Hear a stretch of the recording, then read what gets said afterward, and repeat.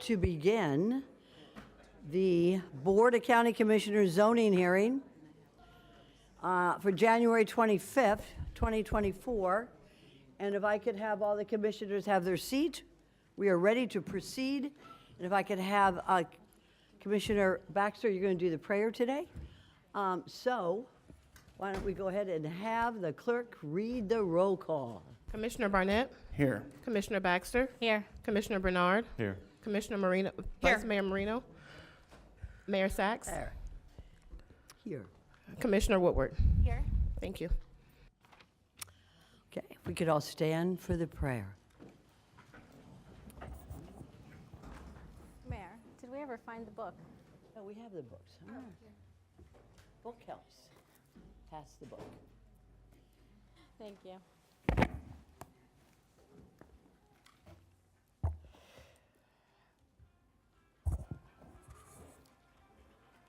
Dear Little God, music, go right ahead. little background music for us. Dear God, we are meeting today to conduct matters of business for our community. Guide our hearts and our minds in the spirit of fairness. Impart your wisdom upon our activities so that our affairs may reach a successful conclusion. Thank you for being our source of guidance today. Amen. Allegiance to the flag of the United States of America and to the republic for which it stands, one nation, under God, indivisible, with liberty and justice for all.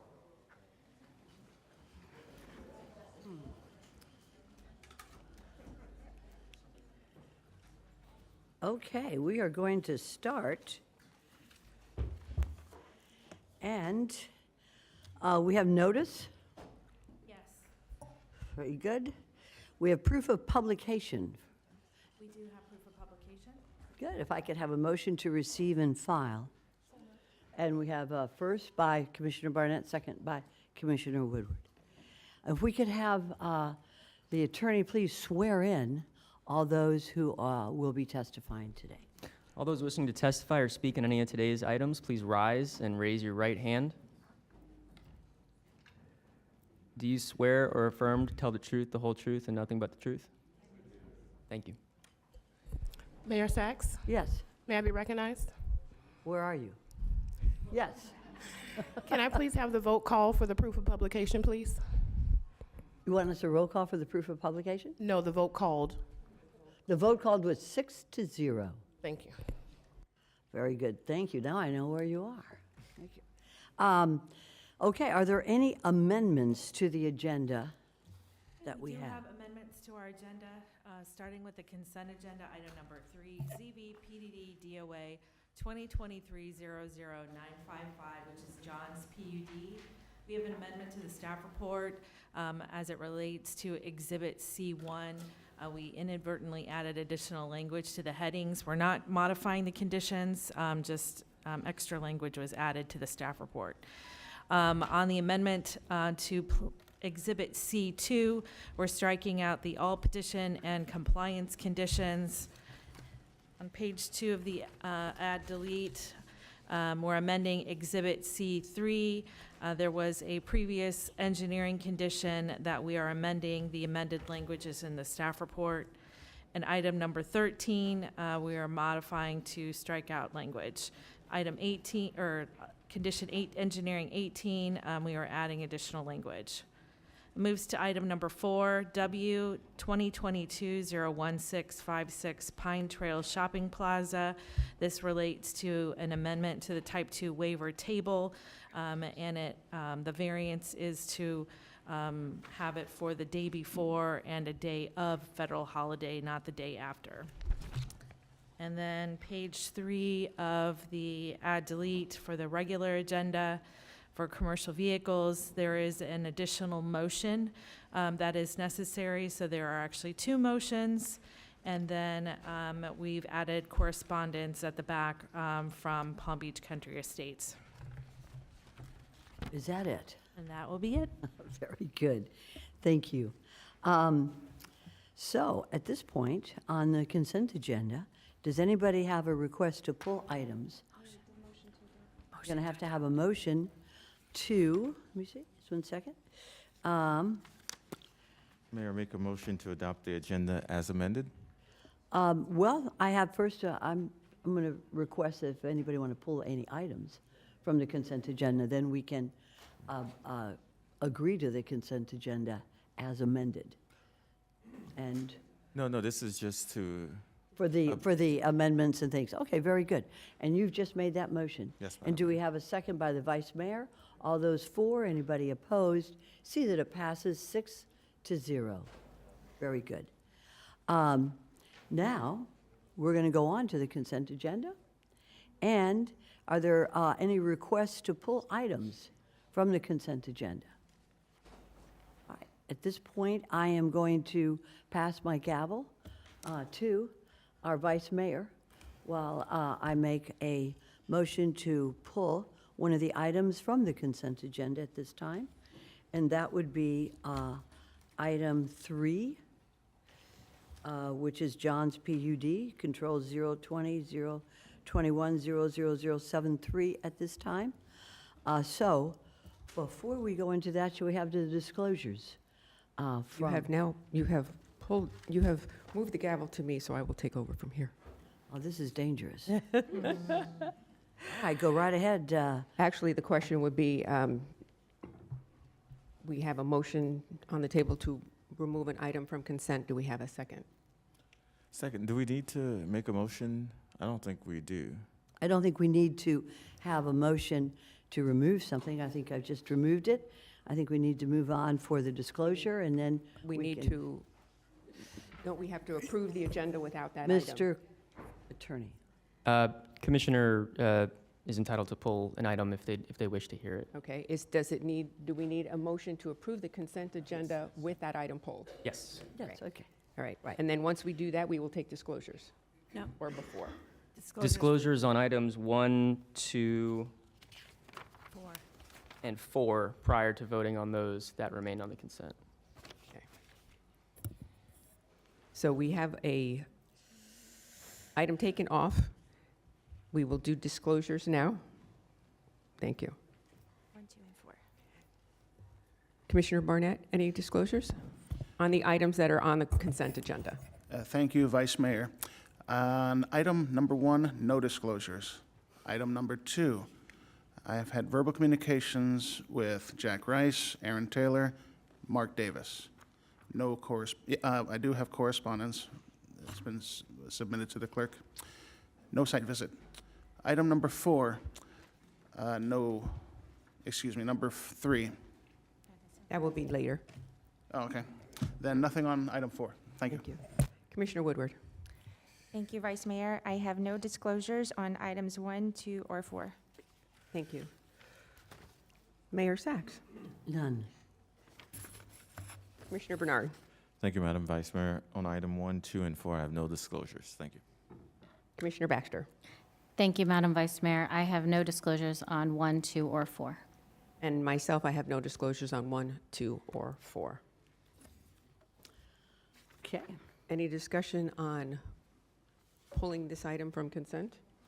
No, I think that at this point, we need to, if I may, and I'm looking at the attorney, I think what we need to do is to approve the consent agenda as amended. As amended. May I have a motion to approve the consent agenda as agended? So, I have a second from Commissioner Barnett. I have a first, probably a first from the mayor, a second from Commissioner Barnett. And all in favor? Yes. Aye. Any opposed? Motion carries 6-0. We will now hear, when we pull an item from consent, we then hear that item immediately after consent is approved, correct? Yes, and I believe it would be next on the agenda anyway, because the only thing on regular are ULDC amendments, which happen after zoning applications. Thank you. And do I have would you like a staff report, or would you like the I'd like a applicant cup of to coffee speak right now. first? Yeah, but I think that what we could do is, Vice Mayor, if we could hear from the applicant, that would be fine. I don't think we need to hear from staff. I certainly don't need it. But if the applicant wishes to speak, there's no reason why you can't, as far as I'm concerned. Thank you. Mr. Rattery, would you please identify yourself? Even though I know who you are, and we all do, but please. Good morning, Commissioners. My name is Kevin Rattery, Vice President with GL Homes. I'm here this morning to present the Johns PUD property. So let me start by making sure that the staff report is part of the record for this meeting. And I also have with me today Mr. Cliff Hertz, the attorney for the project, and Mr. Brian Kelly, who's the traffic engineer for the project. Kevin, before you start. Yes, sir. Madam Vice Mayor, can we do disclosures before Oh. he proceeds? We're all confused today. Okay, may I have disclosures, please? Commissioner Barnett. On item number 3, I've had verbal communications with Cliff Hertz, Kevin Rattery. We have correspondence and no site visit. Thank you. Thank you. Commissioner Woodward. Thank you, Vice Mayor. I have, for item number 3, verbal communication with Cliff Hertz and Kevin Rattery, and email correspondence has been filed. Thank you. Mayor Sachs. Yes, on item number 3, I've had meetings and verbal communications with Kevin Rattier, Cliff Hertz. I've had a site visit, and I've received and filed emails and correspondence. Thank you. Commissioner Bernard. Thank you, Madam Vice Mayor. On item number 3, I've met with Kevin Rattery and Cliff Hertz, and I've received email correspondence and no site visit. Thank you. Commissioner Baxter. On item number 3, I have received several emails which have been filed with the clerk, and my office has met with Cliff Hertz and Kevin Rattery. Thank you. And myself, I met with Cliff Hertz and Kevin Rattery. Commissioner Woodward. Sorry, first doing the cards. We actually had 3 cards in support of agenda item 1 that did not wish to speak, but they did want to go on record as support. Can we amend that, please? Clerk, let the record show we, thank you. Okay. Are we all good? Now we can go to discussion? We can go to presentation? Okay. I'm going to just introduce myself again since we had that break. Kevin Rattery, Vice President with GL Homes. Before you this morning is an official zoning map amendment to rezone 70 acres to the PUD. A development order amendment to add the 70 acres to the PUD, to add units to the PUD, and to modify conditions of approval.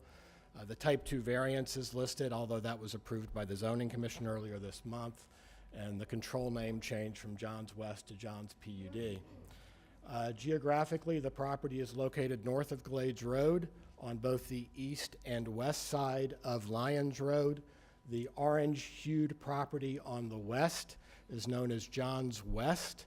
It was approved by this commission in 2022 for a rezoning to a PUD for 679 units. That approval was granted. Today, the blue hue on the east side of Lyons Road is the 70 acres that's being added to the PUD, a total of 308 units to accommodate development on that blue piece of property on the east side of Lyons Road. The adopted land use plan designation of the subject property is LR3, low residential 3. We are seeking zoning approval to permit density up to the LR3 land use designation. We are not asking for any bonus density associated with the PUD. This property has its full complement of development rights and is located in the urban-suburban tier. The request is the change to add the 70 acres and add the units. The existing PUD, as I noted, is 679. The new PUD, if approved, would be 987. That's 308 additional units, which means we're decreasing 14 units from the west side of Lyons Road from the current approval and adding 322 on the east side as attached townhomes. This is the previously approved conceptual plan. We have 2 access points. Those are not changing from the approved development order. This is the proposed development order, again, reduction from 679 to 665, same 2 access points.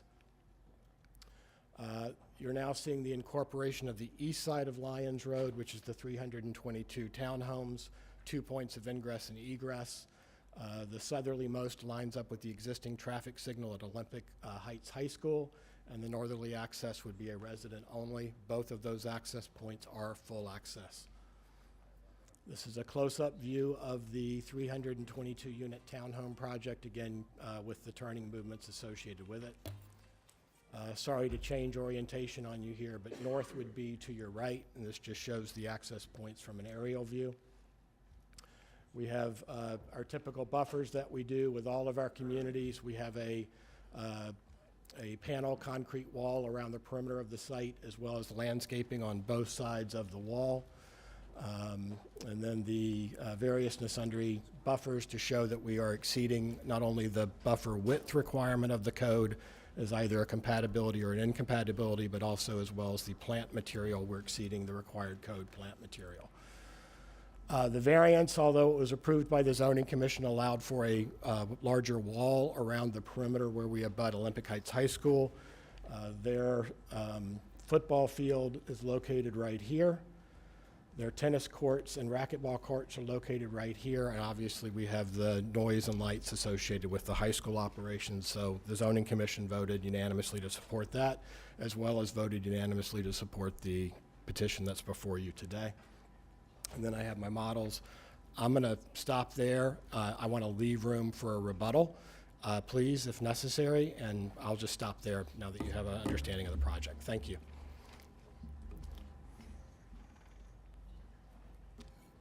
I see no lights lit. Does anyone have any questions of the petitioner? Mayor, do you have questions? No. Comments? No, not of Mr. Rattier. Okay. At this time, I think there's no discussion. Do we have a motion to approve? I do. Does anybody else? Oh, wait, just ask him if anybody else wishes to present. Otherwise, Does anyone else wish to present? on your behalf? Okay. Thank you. Okay, Mayor. Thank you, Vice Mayor. I do have a motion, and before I make the motion, I want to make the reasons for the motion. The reasons for the motion is that this is my district. We are adding additional units to an area that is on Lyons Road. Lyons Road is a county road. Lyons Road is overdone with traffic. And until the county has an opportunity to review the study on Lyons Road, even to start a study, a traffic study on Lyons Road, I cannot agree to add additional traffic to that county road. Secondly, we are right across the street from a very popular high school in my district. And I know that there's a lot of traffic coming out of a high school, and it moves fast. Sometimes kids move faster and their cars are faster than really the road and the traffic permits. I want to protect those kids.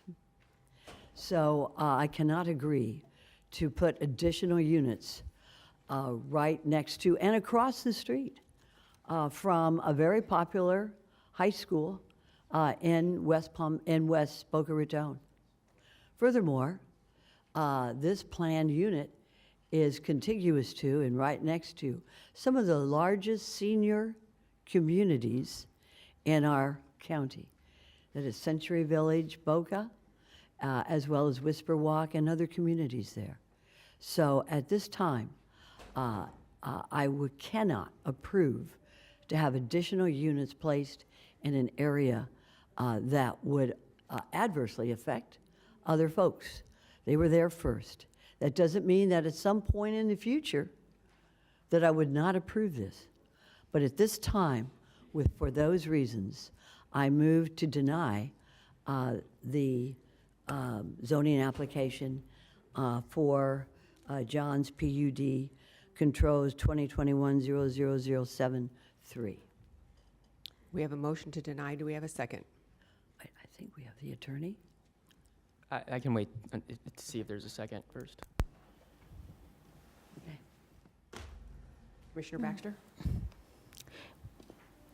Would it be possible, Madam Mayor, instead of denying, you said you wanted a chance for us to review the study, to postpone this maybe for 6 months? Because I believe if we deny it, is it 2 years before they can come back? It would be 1 year 1 year. unless they do a substantial change. Without a substantial change. So I would leave that to you. Would you be willing to amend to postpone? I'm going to amend that response too. That would be if the mayor denied it with prejudice. If it's without prejudice, they could come in next month, so. I certainly, as I said before, This particular developer makes beautiful homes. And this particular developer stands by his homes. If there's an issue, then they take care of that issue quickly and efficiently, and I appreciate that. Because most of the development in my area is done by this developer, and I appreciate your good workmanship. At this time, my concern is traffic, especially between seniors and high school students. So I certainly would not, I don't have any objection to looking at this later. I know there is a traffic study, but it has not been done by the county. I want to see a county study. Tomorrow I am having a little bit of an advertisement here.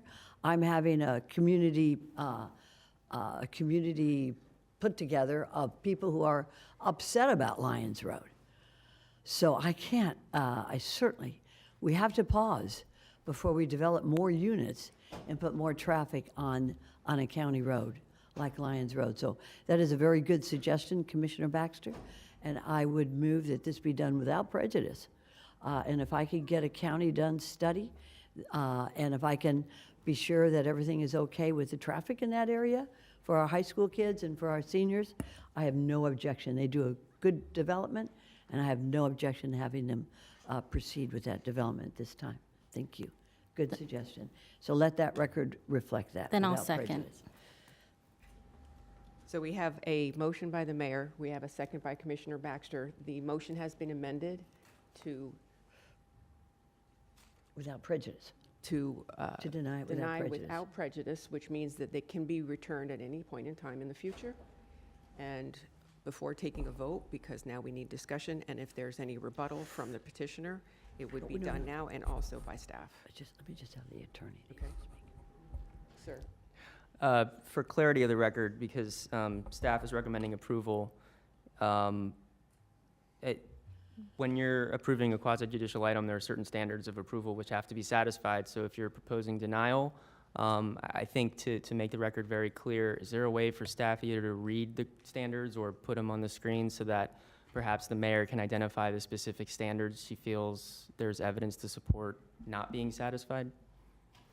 I think the most important one, Mr. Attorney, is the fact that of traffic and infrastructure.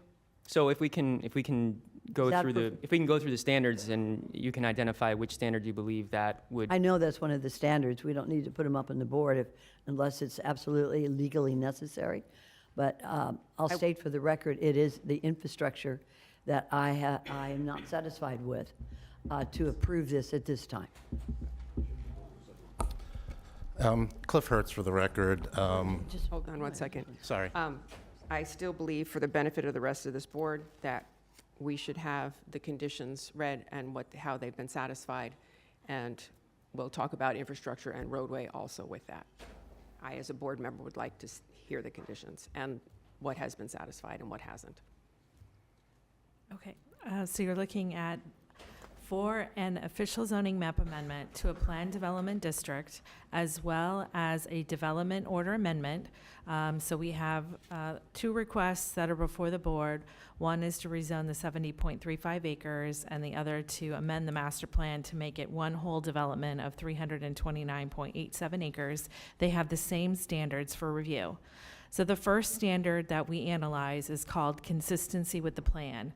And it says the proposed use or amendment is consistent with the purposes, goals, objectives, and policies of the plan, including standards for building, structural intensities, densities, and intensities of use. That's the first standard. The second standard that we analyze for both of these requests is consistency with the code. The proposed amendment is not in conflict with any portion of this code and is consistent with the stated purpose and intent of the code. The third standard is called compatibility with surrounding uses.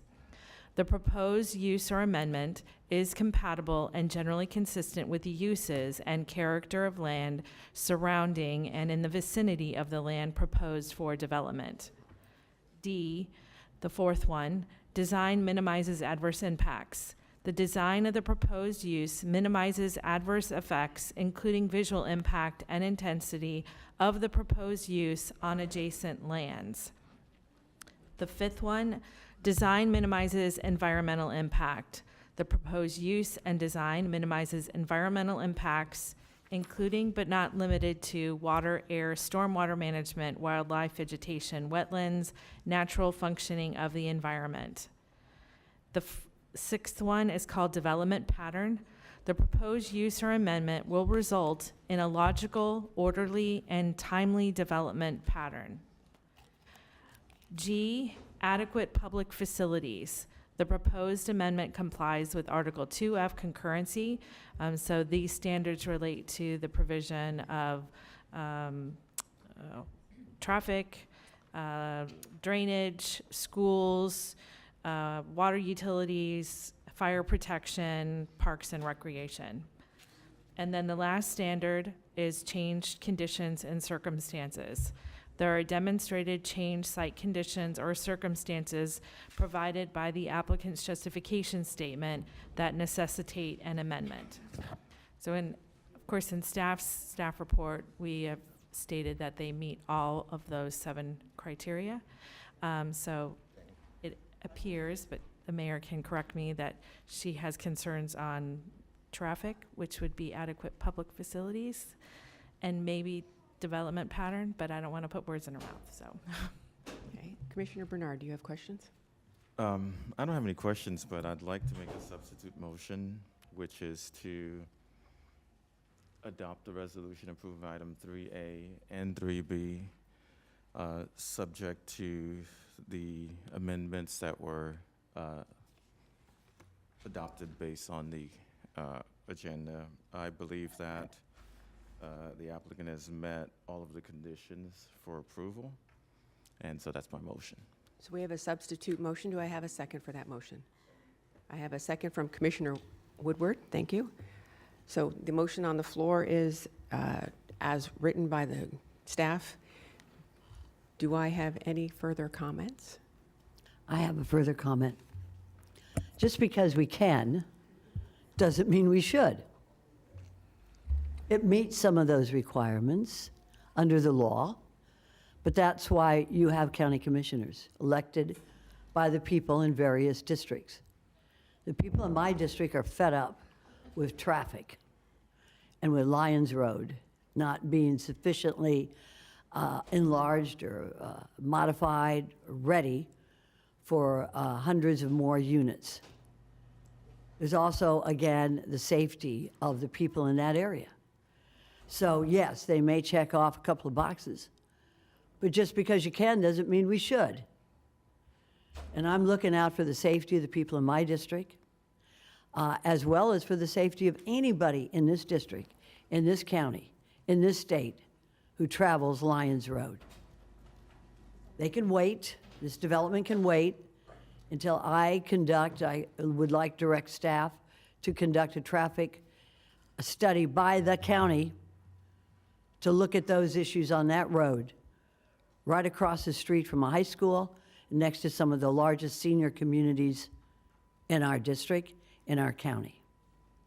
So that's my position. A little bit of a delay is not going to stop or be of any prejudice to a developer. That's all I'm asking for. Thank you, Mayor. Thank you. Do you have a response? I would just state that there's absolutely no competent and substantial evidence in the record that would support a denial that I'm aware of. The staff has recommended approval and said we've met all criteria. You're sitting in a quasi-judicial capacity, not in a legislative capacity. When you're in a legislative capacity, obviously your discretion is much wider. In a quasi-judicial capacity, you're acting as, in essence, judges. Do the facts meet the criteria of the code? The staff has confirmed that. There's been no expert testimony to the contrary. And I think you've been to this dance before, recently, and I don't think it's a dance you want to go to again. We do have our traffic engineer here, if any of you would like to hear from him. I can tell you that the traffic report says that Lyons Road is not over capacity after this project is completed, or as a result of this project. So while I am sympathetic to Mayor Sachs and her concerns over traffic. They're just not borne out by the facts. Thank you. I see no more lights on, so at this time, we'll take a motion. We will take a vote on the substitute motion. All those in favor, please say aye. Aye. Aye. All those opposed? No, Let the record reflect the vote is 5-0. no, 5 to 1. Sorry? I'm sorry, 4-2. The motion carries 4-2. The Thank second you. is Sachs and Baxter. Thank you.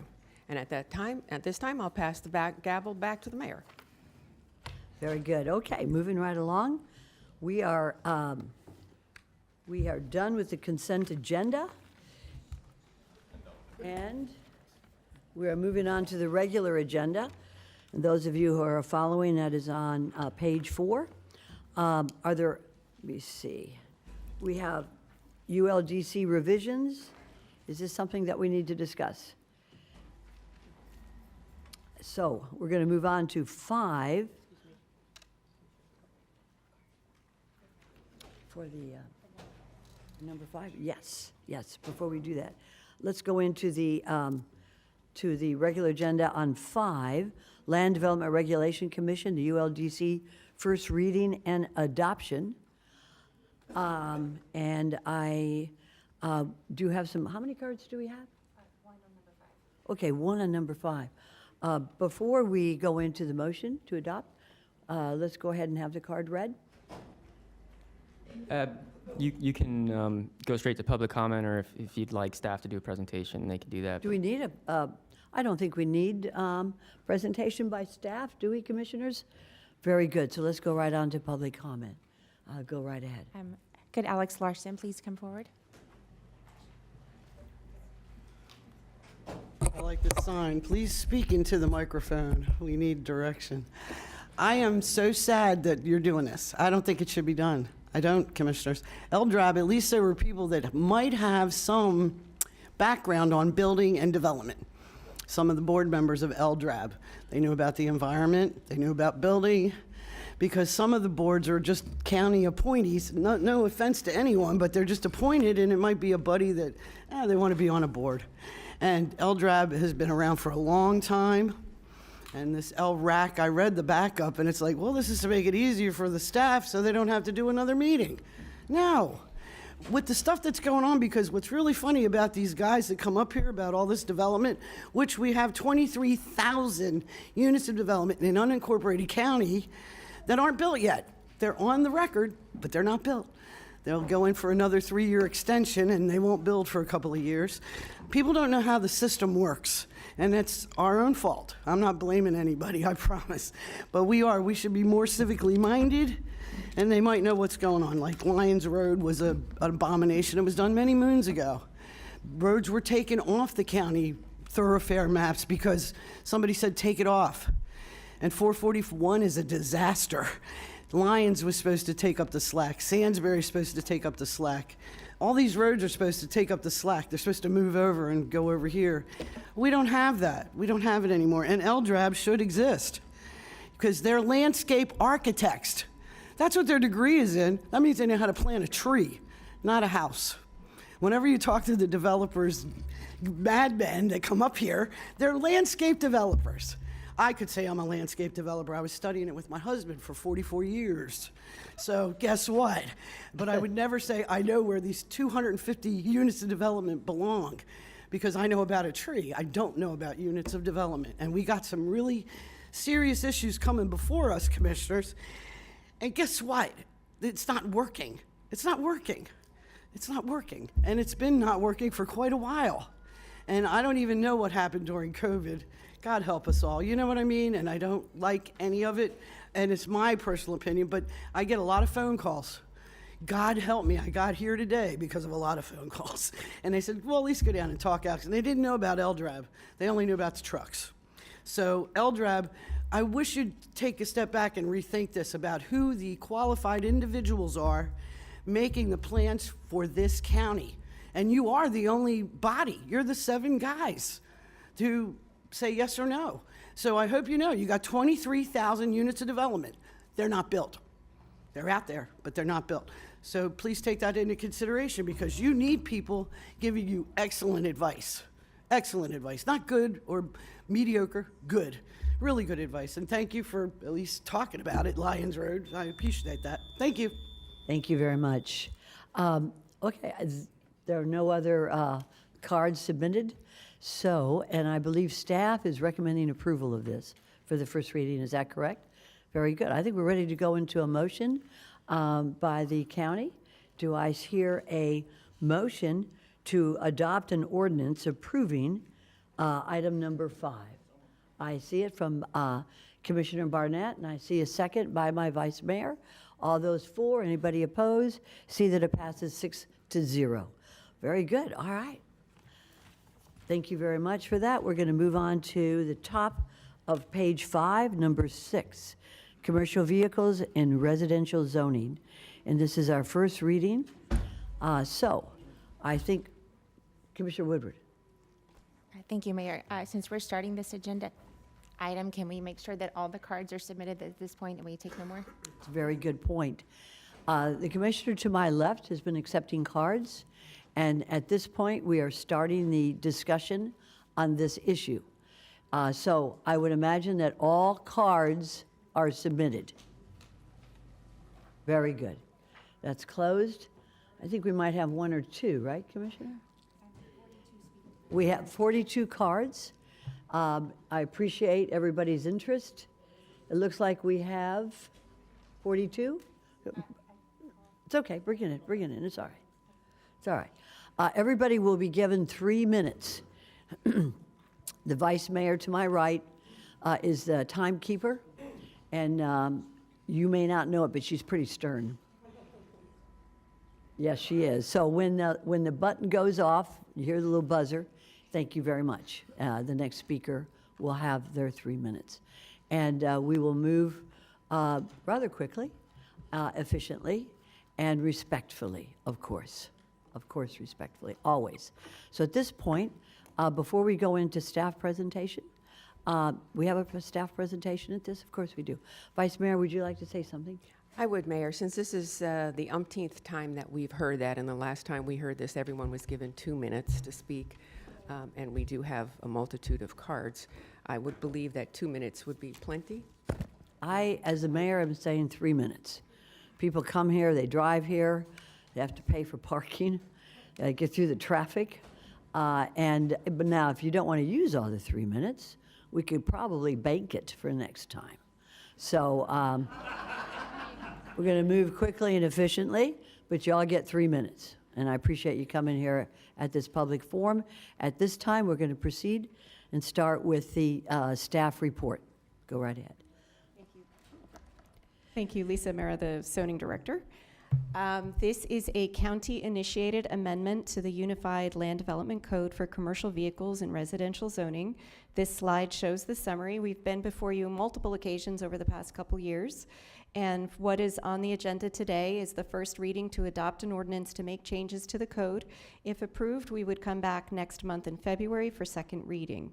The LDRAB LDRC.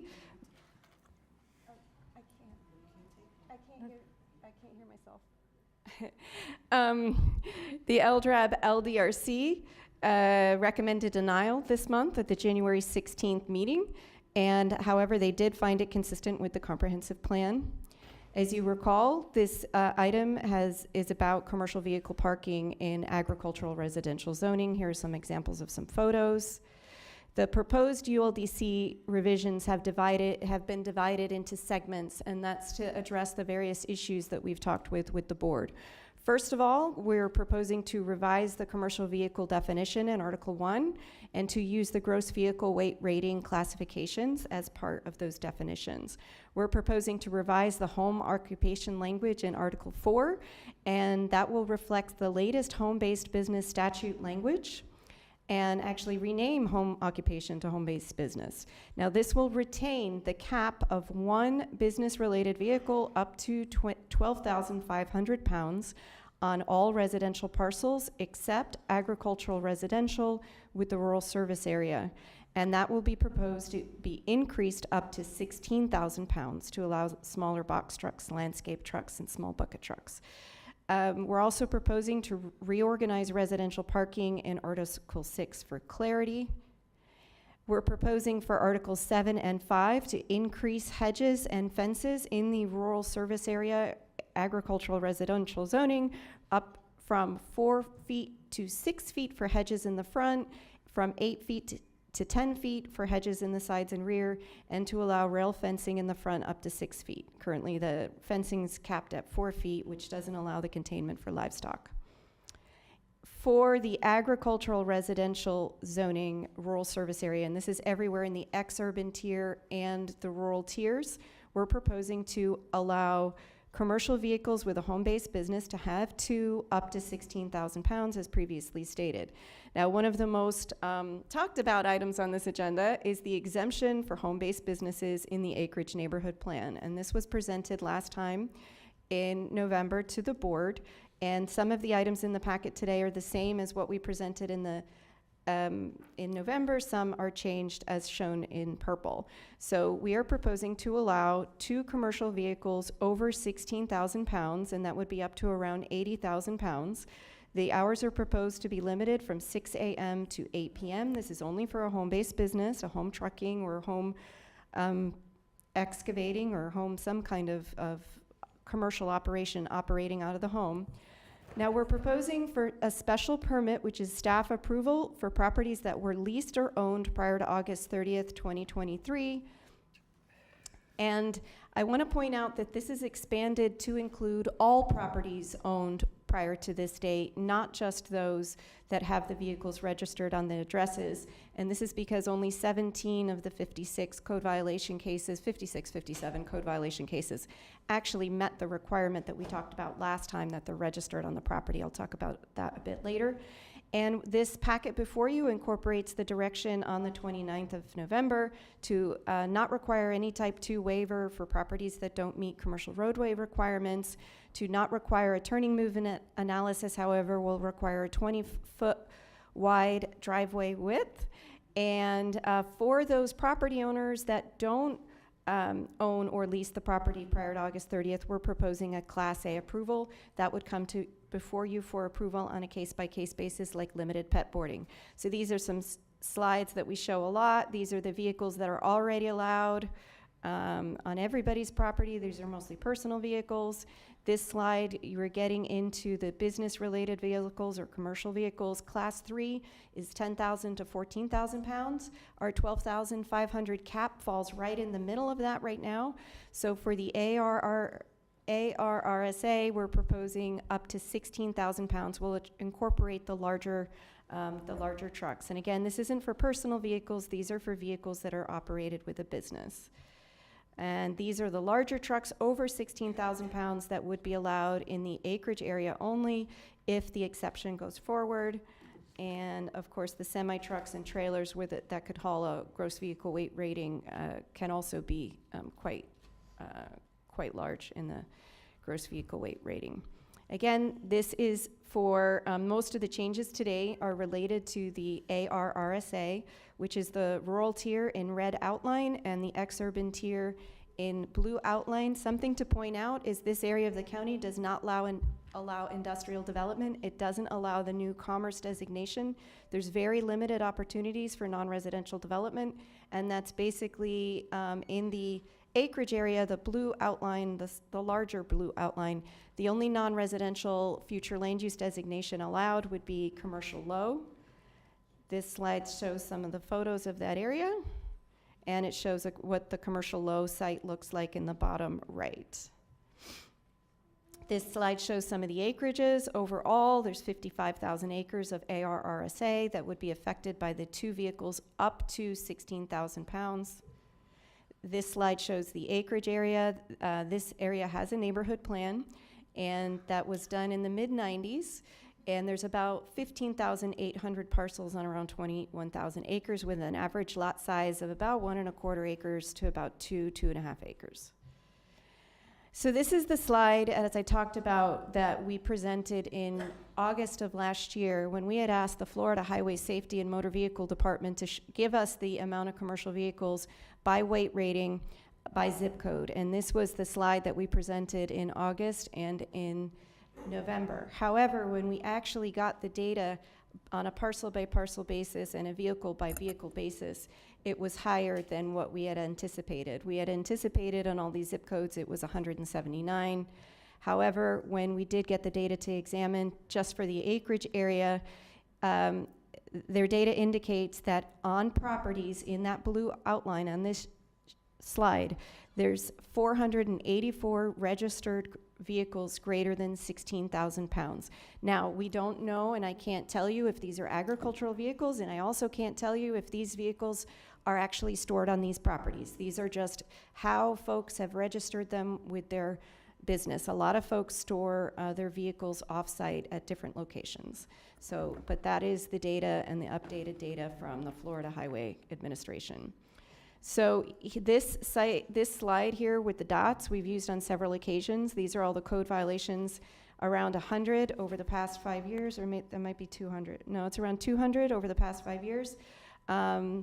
They were color coded. It's really hard to see on when they were cited, but there are 361 parcels in the acreage area with the yellow stripes that have that registry that I just talked about.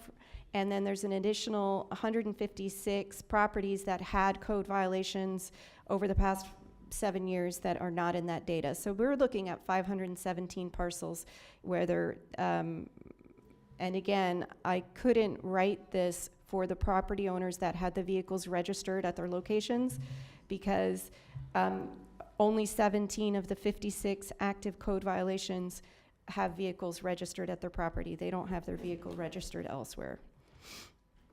So that, in summary, is the proposal and what we've changed since the last time we saw you. There are 2 motions on the agenda now. One, so this would require an additional motion to hold the next hearing after 5 p.m. And this is something that we've developed with Scott. Section 125.66 requires 2 advertised public hearings for uses. So this is a second motion on this item. Before 5 p.m. I'm sorry, what? It's to hold the hearing in the morning. To hold a hearing in the morning, not after 5 o'clock. It's to hold a hearing at 9:30 in the morning when we always hold our hearings. I stand corrected. And that Okay, so I have covers. thank you, Ms. Mara. I just want to make sure that we understand. There will be 2 motions today, but one of the motions is to hold the second meeting at 5:30. No, I'm sorry, I said it wrong. The first motion is so that we can have our next hearing at 9:30 in the morning like we always do. This is some part of the statute that we haven't been very specific on, and we're being very specific that we'll hold our hearing next time at 9:30. Is it necessary for us to have a motion? Yes. To have a time certain, is that correct? It doesn't Mr. have to be, Attorney? I mean, it doesn't have to be a time certain. The statute says that for certain types of ordinances, which are changing the list of permitted uses, you have to hold 2 hearings, one of which needs to be after 5 p.m. unless the board, by a majority vote plus 1, votes to hold it before 5 p.m. So why don't we do that? Why don't we, yeah, let's follow the statute. And so the second motion today on this item will be what time will we have the motion, well, at what time will that second hearing be held? 9:30 as your usual. Okay, very good, very good. Okay, thank you very much. And do we have any other reports from staff on this at this time? No? Okay, very well. If not, then we're going to go ahead and proceed with the cards. And everybody will have 3 minutes. We're going to start, and Commissioner Woodward to my left is going to read your name.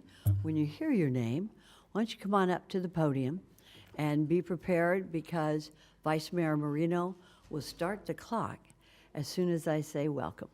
All right? All right, go right ahead, Commissioner Woodward. Thank you.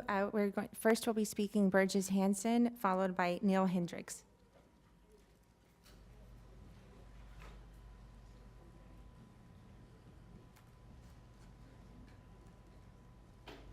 Good morning. My Good name morning. is Burgess Hanson. I'm with Indian Trail Improvement District.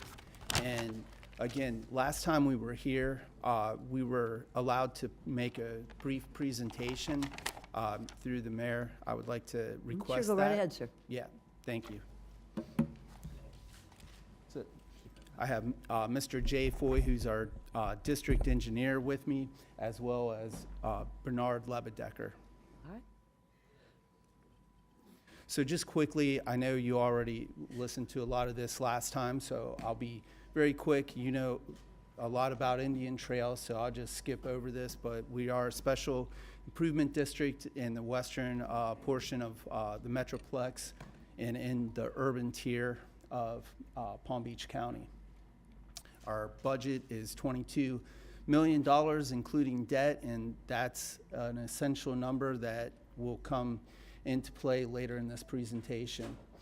Last time I went over the various roadway issues that we're having with the heavier trucks over 16,000 pounds from rutting in new roadways, multiple trucks with multiple trailers pulling in and out of driveways that are too small. We also many times cannot grade our roadway or maintain canals because we cannot get access to them, and we do not grade a road if we cannot grade all of it, and we don't go around because that just messes up the swale area. There's also been several accidents as well as even fires. We're also having issues with our drainage where we have tractor trailers, dump trucks parking on the swales, which is essential not only for conveying water, but out in Indian Trail also for storing water. Last time I was here, we talked about these numbers. With this proposal that's before you today, these numbers no longer apply. And I'm gonna let the district engineer let you know why we have to redo 436 miles of roads. So Mr. Foy? It's Jay Foy, District Engineer for Indian Trail Improvement District. I will bottom line everything. Typically, road failures are not daily or weekly. They occur over months and years. Second, the road damages from tractor trailers loaded range from about 256 to over 600.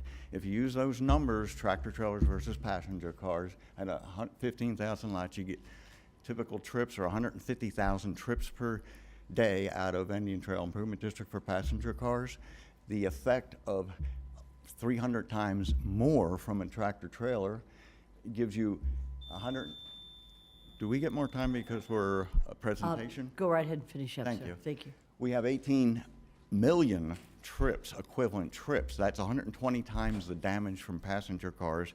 If you say those trucks are only going to come and go, the two trucks, once a week, that's still 17 times the damage to the roads or wear on the roads. Typically, a road that has trucks has a thicker road course, it's higher, and it's wider. So what does that mean? If it needs more bearing, you have to have a thicker road. If it's higher, we are designed to 3-year storms, not 10-year, which is typical. County thoroughfares 25. So you have fill in the flood area. You need compensating storage, which means you have to purchase it off-site. If the road is wider, you have to compensate for water quality. So we are talking about off-site compensation, buying land. Go to the next slide. I will turn it over to Burgess with one closing statement that if you are an improvement district, you have to go through a water control plan process. The engineer has to prove there is a benefit to cost. It cannot include maintenance, so we cannot look to justify the cost of improving roads, include the maintenance of additional truck traffic. If we try to do this and improve our roads to handle trucks, it will fail the benefit cost analysis. Thank you, sir. So I'll be relatively quick. So you see the number, a minimum 1.44 billion, that's with a B, dollars. That is not an exaggeration. That is not overestimation or any type of sensationalism. That is the actual minimum cost that it will bring to our taxpayers in the Indian Trail Improvement District. And we still have not calculated what the impacts are on the drainage improvements we'll have to do. So that'll be in addition to that number. So why the Indian Trail Improvement District Board does not want this to happen, and the staff. All current and future ITID projects are all tied into this ag residential with vehicles that are not over 16,000 pounds. I've already talked a little bit about the public safety concerns that I'm sure PBSO and PBFR have. And again, we cannot put this type of pressure on our taxpayers where, as Mr. Foy stated, it benefits a few, but everybody pays for it. And then the last thing is trying to rebuild 436 miles of road. You're not talking a few years, you're talking probably decades for us to do that, and also the drainage upgrades. So in closing, just quickly, ITID cannot financially bear this impact. And again, we cannot have this come into our district. We're just not capable financially of doing that. And I just quickly want to turn this over to Mr. Lebedecker. I'm giving you this time because there's three of you. Go right ahead. I'm gonna Sir, I'm be- sure you'll be brief. I will be as brief as possible, but some of the things that I'm going to discuss are a little bit complicated in terms of funding and the legalities. Let me just start by introducing myself. Bernard Lebedecker. I'm an attorney. I represent Indian Trail Improvement District. I want to be clear. My client doesn't oppose the box trucks. They don't oppose the landscaping, none of that. What the opposition really comes down to is the opposition to 18-wheelers and dump trucks. And there's a financial and legal reason for this, and it's going to be a legal problem not just for us, but for the county. And the unintended consequences of this are going to be enormous. What the county is essentially proposing, and what the folks who want to be able to have their trucks out in the acreage are essentially proposing, although they don't think of it that way, is a system of socialism, where people who don't own trucks, don't have a trucking business at their house, are forced through assessments on their property to subsidize people who do have trucks on their property. Why? Because the folks that don't have the trucks are going to be paying for the damage done by the folks who do have the trucks. I want to start with a sort of a primer. I know this is probably familiar to some of the county commissioners. It may not be for the staff. 2-3 minutes. ITID has a limited ability to raise funds. We don't get gas tax revenue. We don't get state revenue from any source. We get our money by selling bonds and then assessing homeowners within the district to pay the interest and pay off those bonds. That's how the bulk of the money is raised. In order to do that, the district has to go through a cost-benefit analysis, meaning the cost of the improvements and the cost of the maintenance have to be outweighed by the benefit to the property owners whose property is being assessed. That's a problem. We can't pass that statutory regime given the fact that very few properties are going to be benefited, but everybody is going to bear the cost of these folks running their businesses. Secondly, there are huge equal protection problems with this proposed ordinance. The acreage is not the only agriculture residential zone district within the county. You've got Jupiter Farms. You've got the Ag Reserve. Folks who live there are being treated dissimilarly from folks who live in the acreage. If I live in an Ag Reserve, or if I live in Jupiter Farms, I've got the same zoning, but I can't keep an 18-wheeler on my property.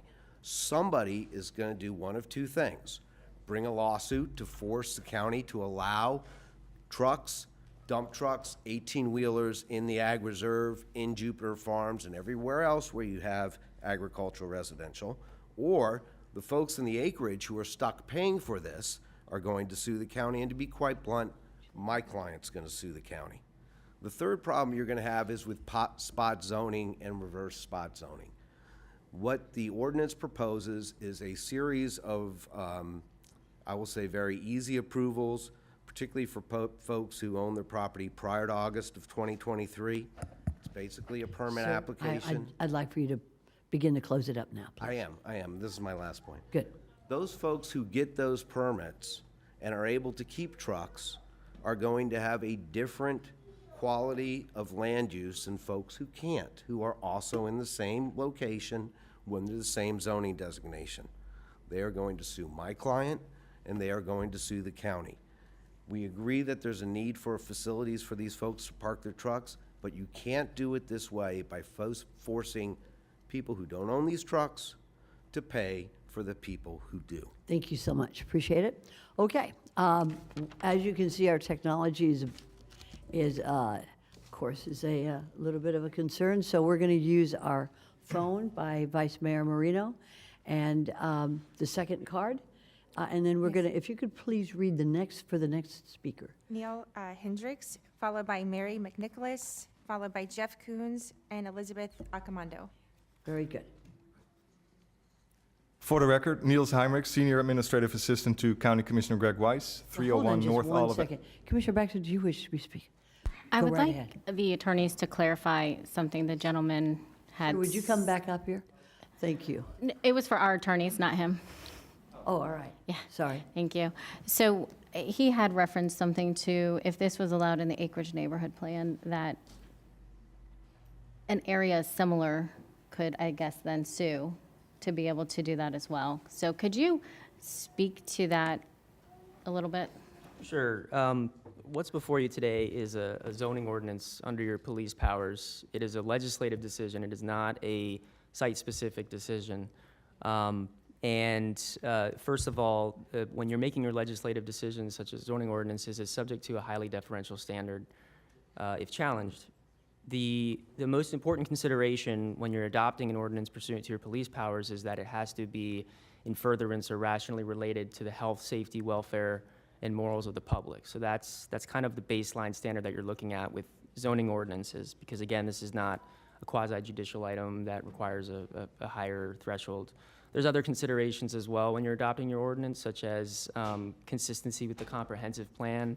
It can't be arbitrary. It must prescribe definite standards and so on. But as far as the validity of the ordinance, that health, safety, welfare, and morals prong is an important consideration.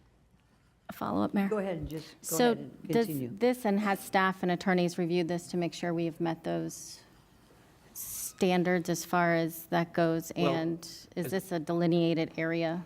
So as far as what the primary purpose or what is, how this is rationally related to the health, safety, welfare, and morals of the public, that would be something for the board to decide. But it is a deferential standard if challenged in court. And as far as because it's a zoning ordinance, just like any other property or areas, there's a privately initiated amendment process that somebody else could go through for this and any other type of regulations, and it would go through the same amendment process that we are going through today with the same standards that I just discussed. So in order to even, if I'm clarifying this question, to even try to approach the idea of potentially suing, because they have a similar type of property somewhere else, they would have to try to go through this process first? I can't speculate as to the order of So how I guess what somebody I'm would do asking is something. they also have the ability to go through this if they want. Yes, we have a private initiated amendment process in the code that allows, and it's spelled, it's actually just updated by the last agenda item that spells out how one would go about requesting such an amendment. And of course, the county on its own initiation can do amendments as well. So going, just to one final clarification, so really, it would have to come before the board again to change outside of this area that we're looking at today, the acreage neighborhood plan. Right, any proposed changes to areas that are not part of this amendment would require a separate ULDC amendment. Okay, thank you. Okay, thank you very much, Commissioner Baxter. All right, sir, you're on. For the record, Niels Heimrich, Senior Administrative Assistant to County Commissioner Greg Weiss, 301 North Olive Avenue, West Palm Beach. I'm reading this statement on behalf of Commissioner Weiss. Mayor, Vice Mayor, and fellow commissioners. I'm sorry to have to miss this meeting as I'm in California on behalf of the National Association of Counties AI Exploratory Committee. I appreciate this statement being read and made part of the record. I expressed my thoughts on this issue in an opinion piece that ran in the Palm Beach Post last Saturday, so I will try to keep it brief. Since the last meeting, I have heard from many constituents, within and from outside of my district. I've heard from a 30-year acreage resident and organ transplant patient who can no longer sit outside because of the diesel fumes. I've heard from people concerned about the water quality. I've heard from people whose swales were damaged. I've heard from people afraid to speak up. I've heard from people who had to be escorted to their cars after speaking up against semi-truck parking. I've heard from those whose mailbox was destroyed after speaking up against semi-truck parking. And I've read the same copied and pasted emails, riddled with untruths and half-truths, whataboutisms and lies. Let me set the record straight on some of these statements. Our code enforcement officers do not harass people. They do their jobs, which is to enforce the code. The ULGC has never permitted semi-truck parking in AR zoning districts. This is not about recreational vehicles. This debate isn't about government overreach destroying small business. No, it's about balancing competing interests and playing by the rules. I'm not aware of any county that allows semi-trucks to park in AR zoning districts. You know why? Because it's bad policy. It sets a terrible precedent, and I won't stand for it. To my fellow board members, this shouldn't be a difficult decision. We should not reward individuals who disregard the rules and intimidate others. Don't go down this path. If we do, we likely will face legal action, likely lose, and then all the taxpayers would bear the consequences of a poor board decision. Let's not. I'm supportive of home-based small businesses, and I favor updating the code to allow for 2 vehicles up to 16,000 pounds. There's a shortage of truck parking facilities. Okay, let's fix it. We can work with state and federal partners to do this the right way, and in the meantime, we can find county assets, unused lots that we can open up for truckers. Thank you for your time, and I pray for you all to do the right thing. Thank you very much. All right, you know, when we, I appreciate that because I know that everybody needs a lot of support. However, when that occurs, you're going to take away time from another speaker. So let's be respectful. Thank you very much. Go right ahead, ma'am. Mary McNicholas, 500, I don't need to read my address, West Palm Beach, Florida. I'm representing Indian Trail Improvement District, and I also have at least 10 family members that live and reside in this area.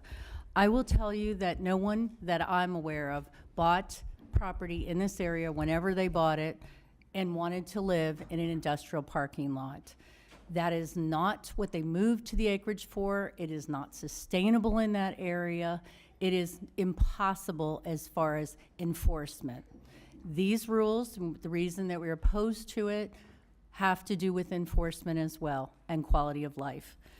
As far as your planning committee, your LDRAB committee, there were comments that were everything to that this is an engineering nightmare, this is impossible to approve, irresponsible to approve, and most disturbing for many reasons, creating an engineering nightmare. We are aware of that, as you could see earlier. As far as the impossibility to enforce, how is anyone going to figure out what pounds are in different vehicles? We do not have commercial enforcement vehicles out there with scales that can sit there and state that this is a loaded truck or it's not a loaded truck and or anything that way, or hazardous materials for that matter.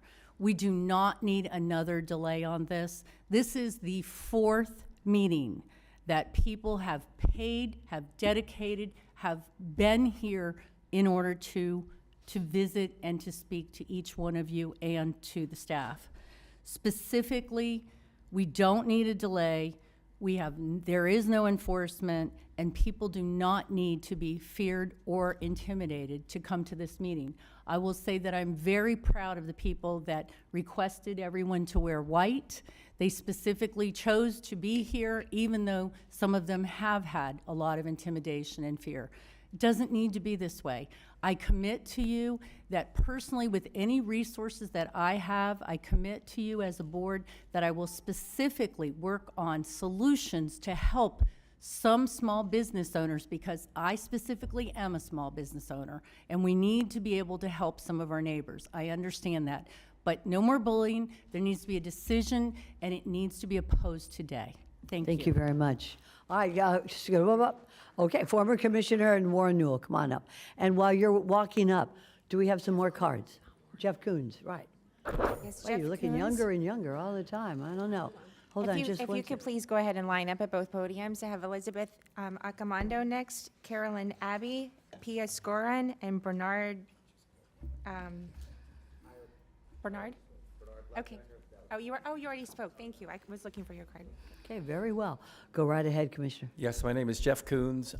I've been working out in this neighborhood for like 35 years. I was the County Planning Board in '88, City Commissioner, West Palm Beach. Our water, the water you drink here, really flows through that area. And also County Commissioner. Some rides a lawyer, public health welfare. There's no place this is authorized in Florida. Okay, you can't find a county that authorized this. This is 15,000 people with wells. You're allowed to discharge a quarter inch a day. It has the least amount of publicly approved drainage of any place in Florida. So the acreage never got in line to get any drainage, so they're behind everybody else, okay? And when there's flooding events, when the septic tanks don't work, it gets discharged, and then you end up with a public hazard that somebody's going to have to fix. I have no idea why the health department isn't here. I have no idea why DEP was here. 20 years ago, they would have been here. You would have never brought this thing forward, okay? You would never brought this thing forward. We've been trying to solve the drainage issues in the acreage for about 30 years, okay? And you know what the swap was? The swap was to take a look at how we could take a look at these things like this. There is no way those trucks should be put over the same place people are drinking. I don't think you crap where you drink, okay? You don't crap where you drink. And that's what you're doing. 15,000 well fields, having those vehicles in this thing is dangerous for all the neighborhoods. So I don't know why this came forward. It never should have gone forward. There's no place else this really happened. And other places in the county are going to come after this, okay? Other places, if this happens, you're going to have other places in certain areas of the county that are going to come out and want to do the same thing. They're dirt roads out there. How are you going to put these trainers out there? And I don't know, the state legislature is going to limit, they're going to two-thirds to go forward to pass any tax increases. These people are going to be living, it's going to go downhill out there, and that's not exactly what we promise people going forward. Thank you very much. By the way, you're elected for your opinion, okay? Other people come here giving their opinions. You're elected for your judgment, okay? That's why you're there for. They have opinions, you've got judgment. Do the right thing. Thank you, sir. Thank you very much. All right, excuse me. Moving right along, set the clock. Good afternoon, Mayor, Vice Mayor, Commission. Oh, I'm sorry. Thank you. Go right ahead. Go ahead. Okay. Good afternoon, Mayor, Vice Mayor, Commissioners, staff. Elizabeth Accomando, Board President of Indian Trail Improvement District. You've heard from our district executive director, our engineer. You saw the presentation. I'm going to try not to be redundant in my time. Many residents recently have been reaching out to me personally with their concerns. As Ms. McNichols mentioned, a lot of them aren't here today because they do feel intimidated. Several people have been verbally attacked, as you know, myself included, after a meeting in the parking lot, to the point where my husband felt the need to hire private security for me at our Indian Trail meetings. Not something anyone, including an elected official, should have to deal with. However, today I'm here to speak for the residents that were not willing or able to come out today. Some of their concerns include industrializing of their residential community, and they feel like they'll be losing their given right to quiet enjoyment of their homes. Public safety is a great concern to many residents, to which Indian Trail Improvement District has no legal authority to do anything about or enforce anything. They're concerned about groundwater contamination, just as we just heard, with their wells. You know, and there are over 16,000. Then this is their drinking water, their shower water, how they, you know, clean their pets and their children. They're also concerned about drainage. If the swales are damaged, then there is no potential for that temporary storage. And by bringing the heavy trucks in and having to pave or cement, we're removing more impervious, you know, we're creating impervious soil. So this is definitely going to affect drainage. So this is a concern for a lot of people. This policy, again, as was mentioned, would put an undue burden on the backs and wallets of over 40,000 acreage residents to serve the wants of a small group of trucking businesses. This is a regional problem. As we know, we've talked about it before, FDOT has been shutting down the illegal parking of semis in Miami-Dade, in Broward, telling them, hey, get lots for your people. This is not right that they're parking where they're parking.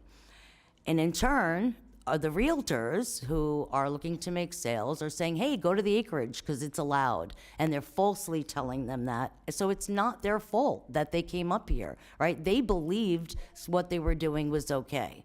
And while this is currently proposed for the acreage, as everybody said, it opens the door for all ag residential, non-HOA areas to ask for the same thing in request. And Thank you very much. I Thank appreciate you. it. This Yes, is ma'am, bad go right policy. ahead. Good morning, Mayor Sachs and Commissioners. My name is Pia Scorin. We want to thank you for your service. We also want to thank the residents who came out today to oppose this. We lived in the acreage on 1¼ acres for 34 years. It's one of the few agricultural residential areas in Palm Beach County. We came with the equestrian community in mind, and we believe we have a reasonable expectation that it will continue to be what we've been living through. We hope you will preserve this oasis. There are good reasons truck parking is not allowed where people live. Truck studies confirm the harm big trucks can cause to neighborhoods, resident health, and the environment. Our community is especially vulnerable to water contamination. We depend on wells for drinking, and we have small agricultural businesses that grow food. The Environmental Protection Agency recommends prevention, and they highlight the role of zoning rules to accomplish that. Content spills and fires can be catastrophic. Many neighborhoods never recover. We get our firefighting water from water trucks and canals that are sometimes low. Do we have sufficient safety resources, emergency evacuation routes? Our home insurance won't cover a contaminated well. What if we can't sell our homes? At what point are we shut out of residential home insurance because we live close to trucks and commercial businesses? We do not believe our community has been adequately informed of the risks and costs. Most of our community work and cannot attend these meetings. And frankly, our community is unprepared to compete with the misinformation campaign. And it will come to the other residential agricultural areas as well if we don't stop this. The county should support county staff, ITID, and the LDRC and deny big truck parking. We believe the risks and costs are too big. Big trucks and big businesses do not belong in a residential community. The liability to the county for ignoring accepted parking standards for residential areas will also be great. We need a solution. Our truck neighbors need parking in an industrial parking lot well outside our residential community. We hope you'll help us get that.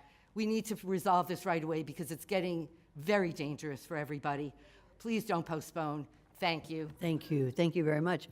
All right, moving right along. We have Caroline Abbey, Danielle Esposito, Diane Suave, and David Rosenthal. You can use both. We could have the other speaker come right up here, so. Yes, sir. Good morning. Hold on. Sorry, I don't want anybody to not have their time, but Okay. this is not working properly today. I apologize. Pause. 3 minutes. Please all bear with me. This is very touchy today for some reason. Thank you. Go ahead. Good morning. Thank you for your service. Good morning. I'm here on behalf of the acreage, my friends and family that could not come, and me and my husband are here. Could you When state your you- name? Could you state your name? Carolyn Abbey. Oh, thank you. And William Abbey. Okay, when you go down the acreage, into the acreage, the sign says entering, welcome to the acreage. It says, welcome to an equestrian community. This is what we moved here to be in. We're here almost 30 years, and our roads cannot take it, period. I already see the difference between the traffic and the roads and the smells, and it's just so much different than it was, let's just say, a year ago. We're here for equestrian. Please do not remove the protection that we have. This protects our equestrian community. Please vote no. Truckers need a parking lot outside the residential community, and that's fine. They should be somewhere, maybe off Southern, maybe in Belglade.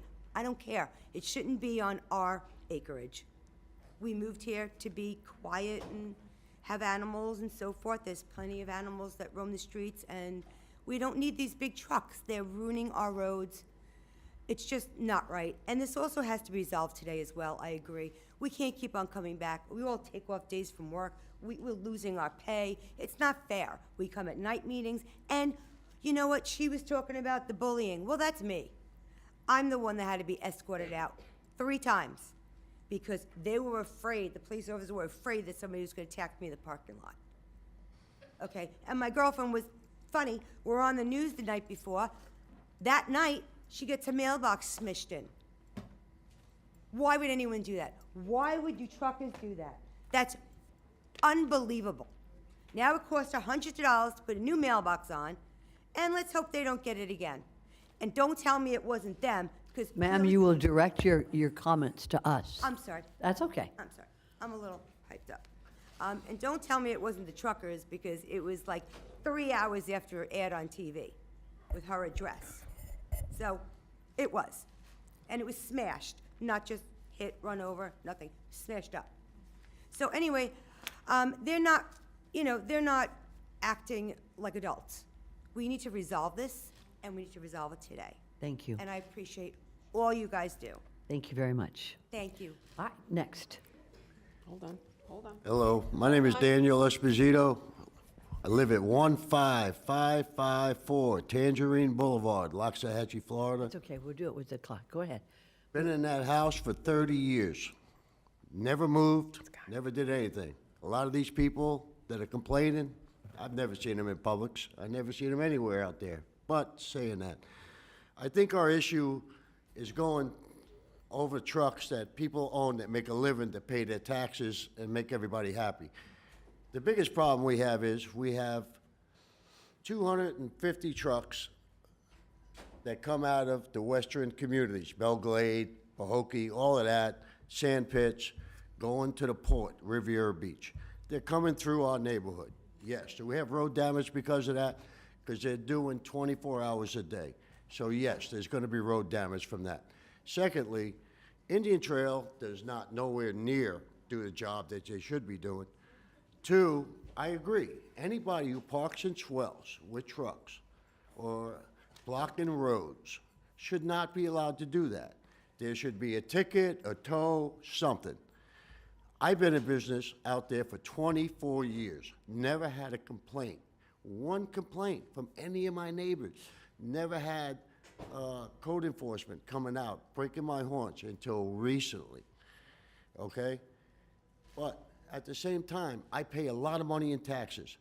People count on me that work for me. Not to mention, my company alone pumps in $450,000 a year into Palm Beach County to the tire guy, to the mechanic guy, to the insurance guy, to everybody. I don't leave the county. I work right here in West Palm Beach. I do not work in the acreage. My truck's bobtail, no trailer, to West Palm Beach. I work for FP&L. I'm on emergency response. I do them concrete telephone poles you see being put on the road. Lyons Road, every road. You know what I mean? I'm not saying that my business is more important than anybody else's, but I do believe that we all moved there. I moved there because we're all self-employed. Every one of us. We've always been self-employed. There was 99% of us self-employed until 08 came. and everybody got put out of business. Everybody had to move. They couldn't afford anything. We're looking at another '08. The federal government is destroying us. We don't need our county government to come at us again. You know what I'm saying? I think I believe that we're taking a beating enough as Americans. I do appreciate whatever you guys can do. Thank you, sir. I appreciate it. Thank you. Very good. Next. We have Diane Swab, David Rosenthal, Bob Morgan, and Carlos Rosales. All right, when you hear your name, come on up to the podium. And Ms. Swaby, I think we are about to begin. Yes, ma'am. Go right ahead. Thank you. My name is Diane Sauvé. Esteemed Mayor, Vice Mayor, and County Commissioners, I'm here today to respectfully ask that you vote no to allowing any exception for vehicles over a maximum of 16,000 pounds in the acreage in Loxahatchee. I further ask that you say no to any grandfathering of these vehicles. Dump trucks and semis do not belong in residential neighborhoods. Non-agricultural and non-equestrian vehicles of this size have never been allowed to be stored or parked on residential properties. Over the last few years, these owners and vehicles have flocked to our western communities in record numbers, damaging roads, creating noxious noise in once quiet areas, evading code enforcement, posing danger to horses and the environment, and harassing neighbors who oppose the blatant disregard for peaceful enjoyment of their property. I further ask that you not delay this decision as it relates to the specific parking of the dump trucks and semis in the acreage. This situation is not a sudden happening. Instead, it has been an insidious and deliberate act of defiance of long-standing and appropriate ordinances designed to keep ag residential areas exactly that, ag residential.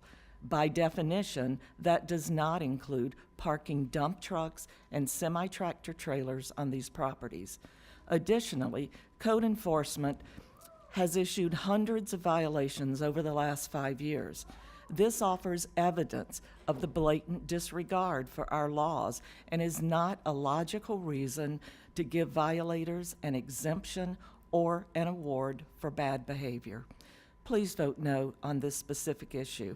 I thank you for your service to our county and to the residents who live here. Thank you very much for those comments. Sir, just 1 second. We are calibrating here. We have David Rosenthal, Bob Morgan, Carlos Rosales, Lou Colantuni, and Allison Spall.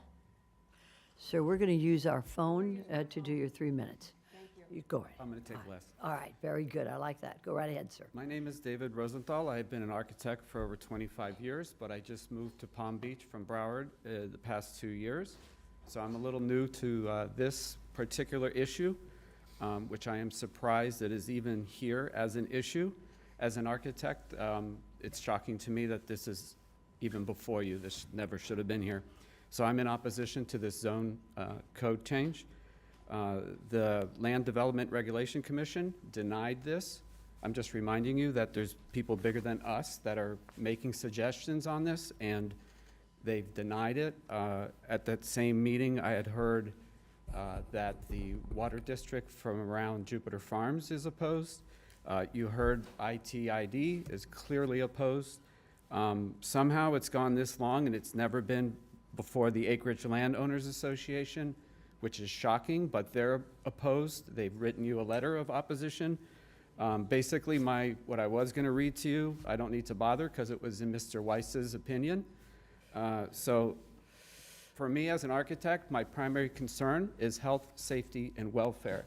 When you said that this was this board's concern, I'm shocked that this is here even more so, because as an architect, my ethics are to protect HSW so that it's not just an issue for my clients, but for all clients. So I think this has gone on too long. It should be voted on today to deny this, and the code enforcement should take care of whatever issues are out there of the 1 or 2% of our population that's causing the issues.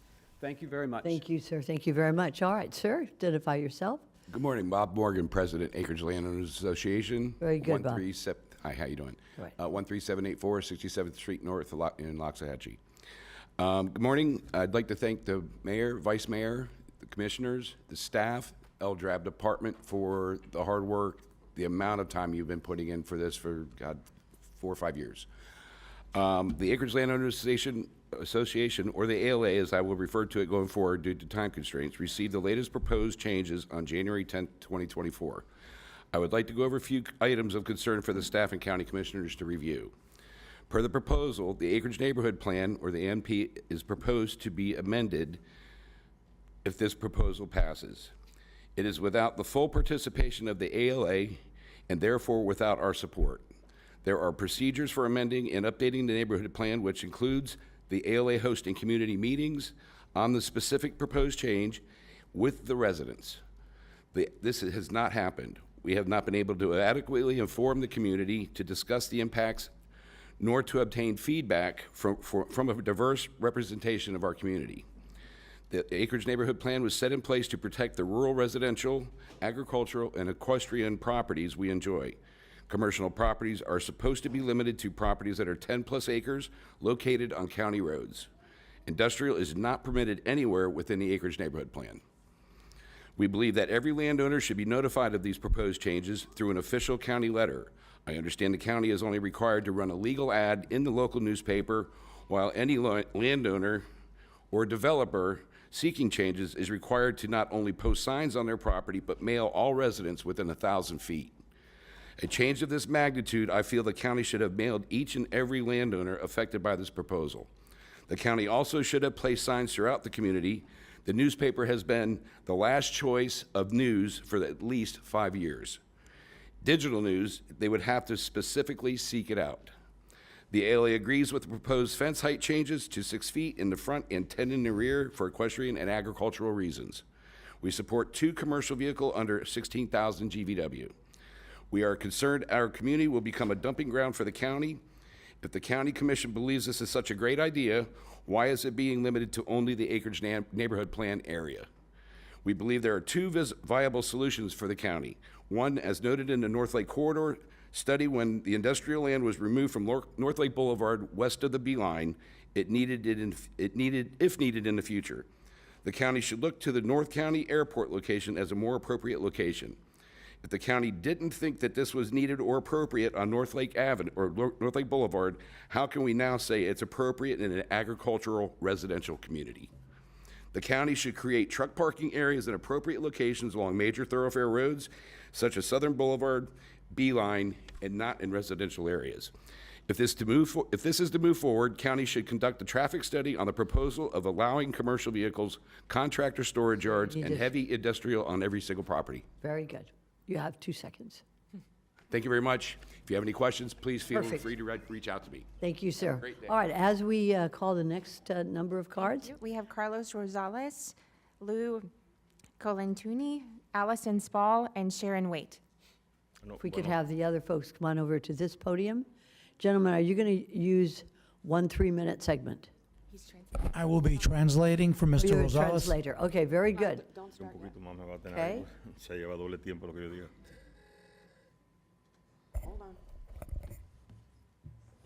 Okay, go ahead, proceed.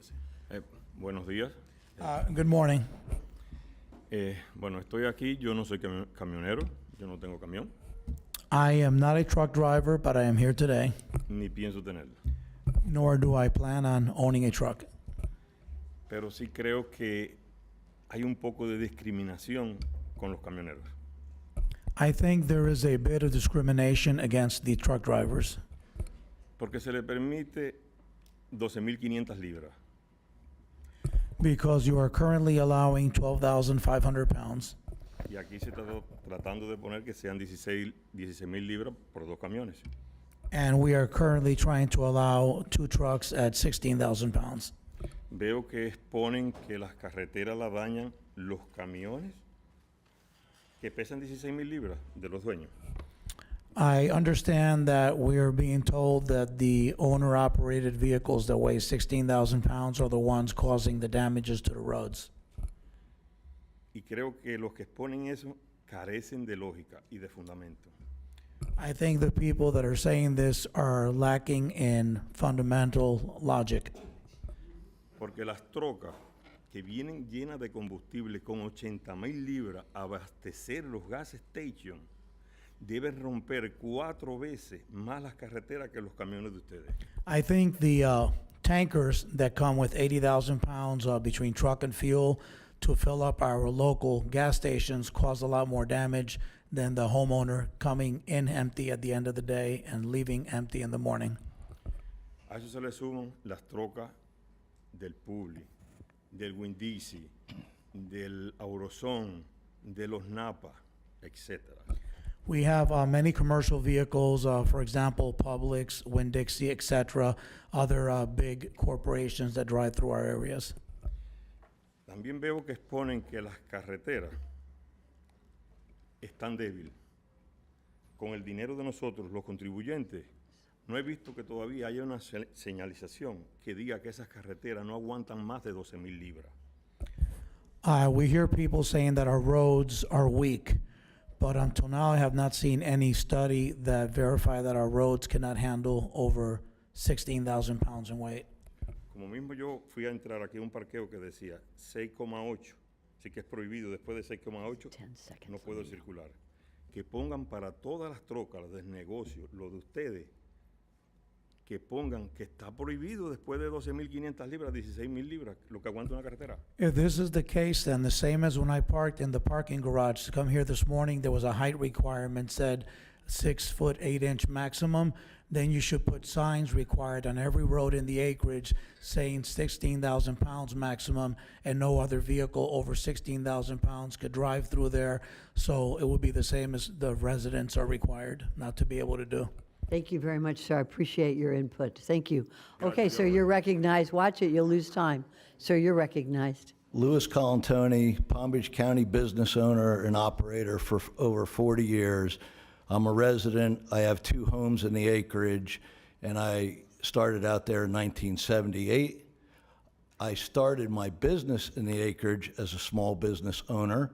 I built it to a certain point, followed the guidelines, and went through zoning code changes to move to commercial property along Military Trail, where I operated a business for 14 years. Now I am appropriately in the industrial park in Jupiter operating my business. And why did I have to do all this? Because the county requires that this is what you do. There are regulations from the state on small home businesses, and once you get to a certain point, you have to go get legit. And the reason I'm bringing this up is because I've lived it and I've done it, and I've paid my way. And everybody has to get to that point where you have to realize that you can't cheat the system anymore.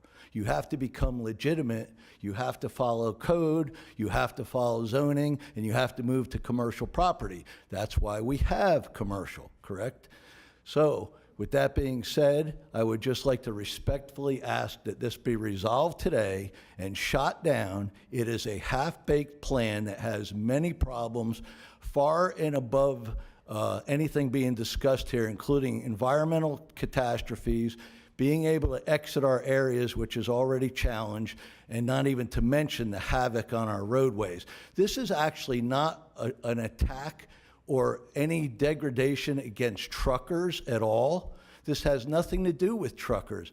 It's actually a business implementation plan that has gone awry, and unfortunately, the county is responsible because you put rules in place and regulations and you haven't lived up to enforcing them. And we've allowed people to get away with things in the acreage for years, like the operation of semis, which is clearly against the code and has been misreported throughout this whole thing.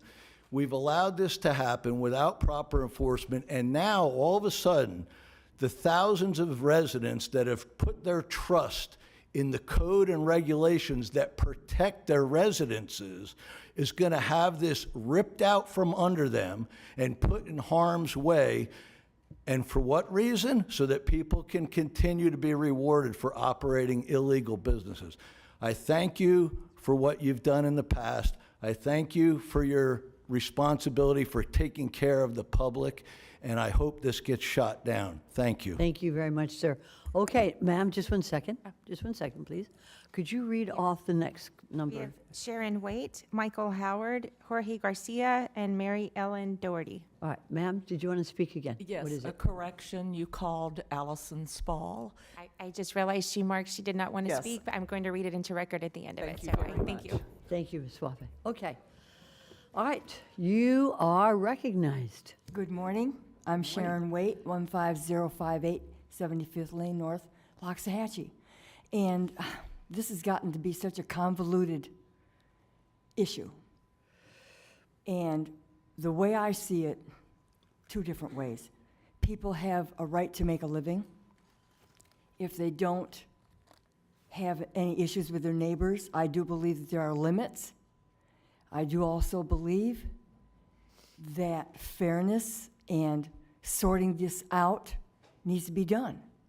And there are people, yes, there are going to be people that don't do right, and they're the ones that need to be sorted out, not the good ones. And I think that's only fair. Why would you want to rip apart a young family, destroy their income, or put them into what I would call lawfare? We all know what lawfare is these days.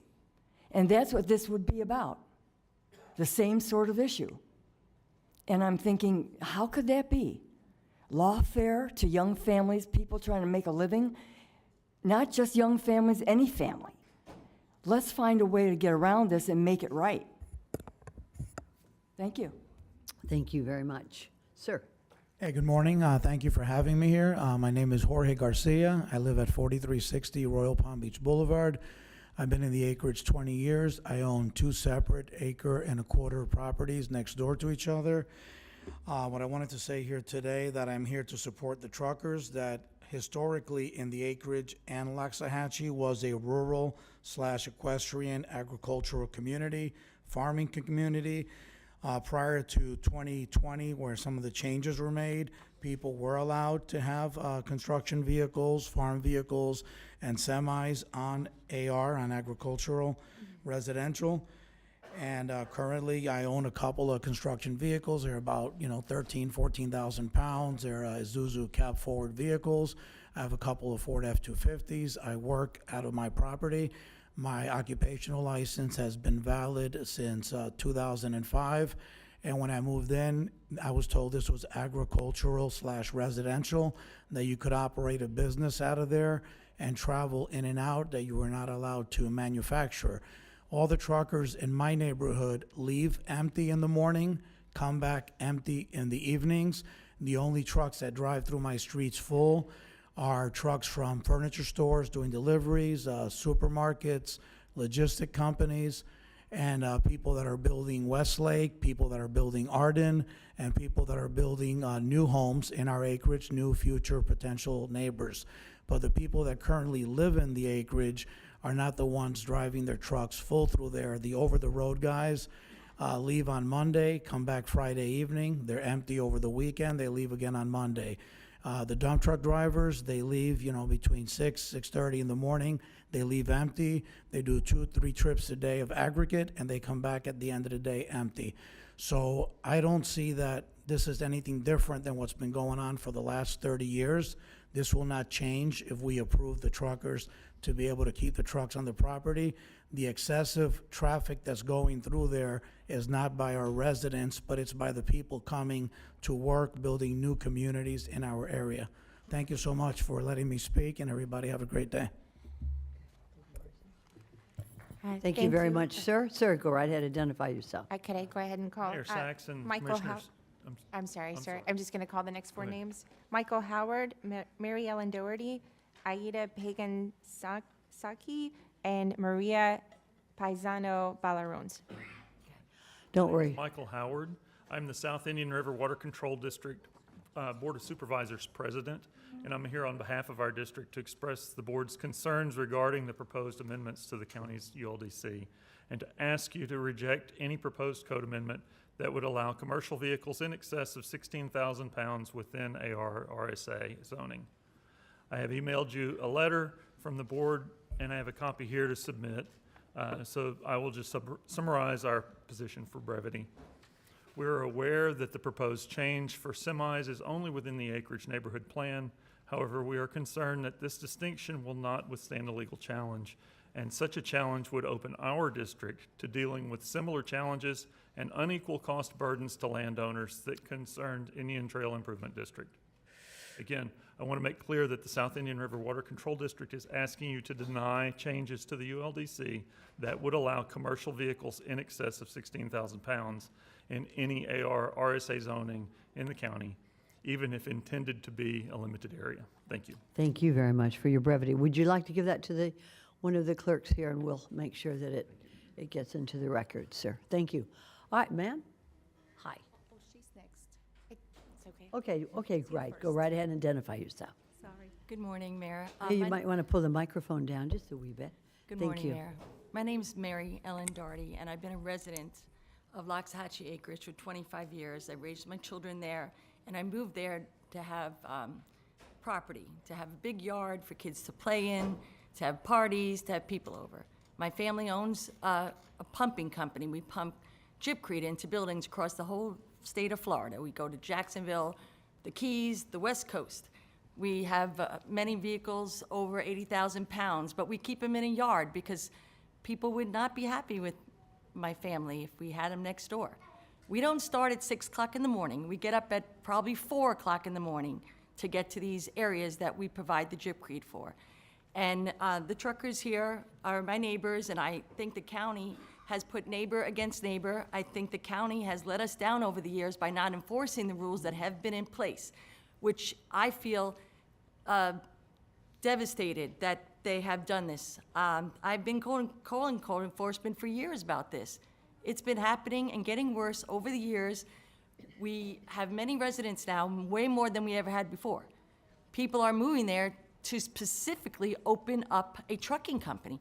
Some homes don't even have grass around it because it's all about trucking. The sidewalk in front of their house is gone. The swale or apron is non-existent. It's all full of gravel. It's unsightly. And I don't want to live in a trucking yard, industrial park. I really don't. And I don't think a lot of people do. Class 7 and 8 would be detrimental to our community. The truckers here paint a real pretty picture of trucks coming home empty, but the ones I see are not. I see car carriers full of cars. I see refrigerated trucks full because they're running all night to refrigerate whatever in there. I doubt they'd be refrigerating it if it wasn't. And brick pavers, whatever the case may be, whatever they're hauling, even heavy equipment. So to say that that is the case, it's really not. And as far as concealing, the ones near me have not really tried to conceal their yard or make it nice for us to look at. And frankly, who on earth would want to live next to a tractor-trailer yard with, some people have 4, 10, 3. How are we can't even keep track of what's going on out there now.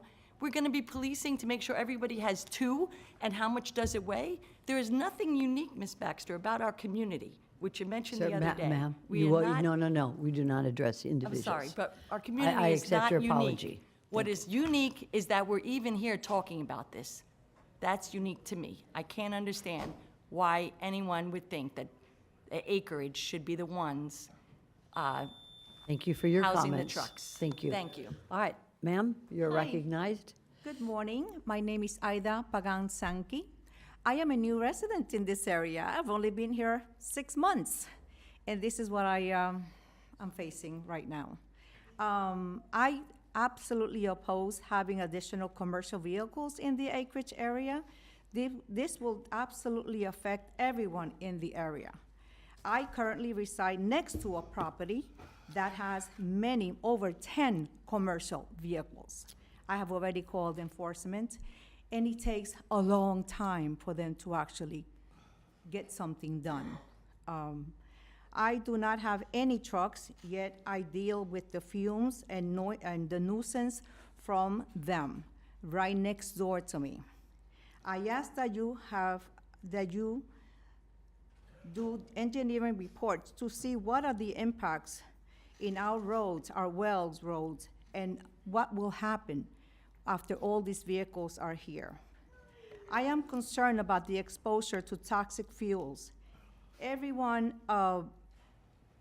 and I say this because my house is not in the center of the lot, it's to the edge of the lot, and I'm right next to where there's all these commercial vehicles, so I hear and I smell the fumes. I literally have to go to another room when they have more than 4 of them on at the same time. It's really very concerning to me personally because I'm dealing with this on a daily basis. The roads are not wide enough. These trucks are speeding down these dirt roads. It's crazy. The dust that comes up from these trucks is just crazy. Our roads are not wide enough. One time I was walking, the truck was coming, dashing down. I had to cover my face and curl up so that I can continue my walk. It's just crazy. Our roads are really not made for these trucks. I ask that you please expedite this. Do it as soon as possible so the decision is made so that we don't have to deal with what's going on there now. You really need to go down and see it. It's really not good. Thank you for your time. Thank you. Thank you very much. Ma'am, you're recognized. Good morning. My name is Maria Pisano. I reside in Jupiter Farms.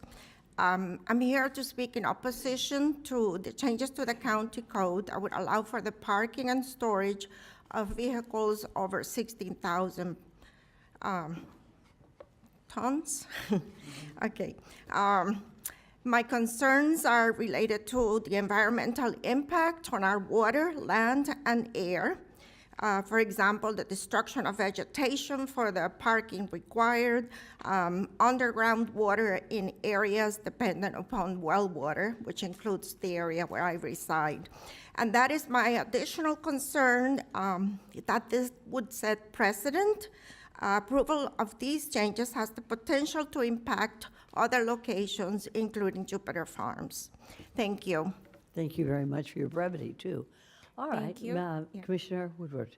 We have Linda Smith, Stian Oksevic, Gail Ladd, and Victor Martin. If you could please make your way forward. Very nice. Would you just come on right up to the podium and we will get started.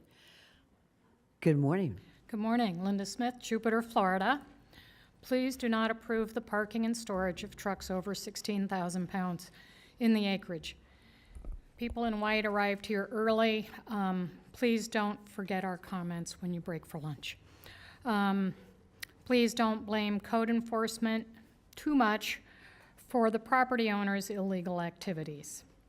You could say that they didn't know, but now they do.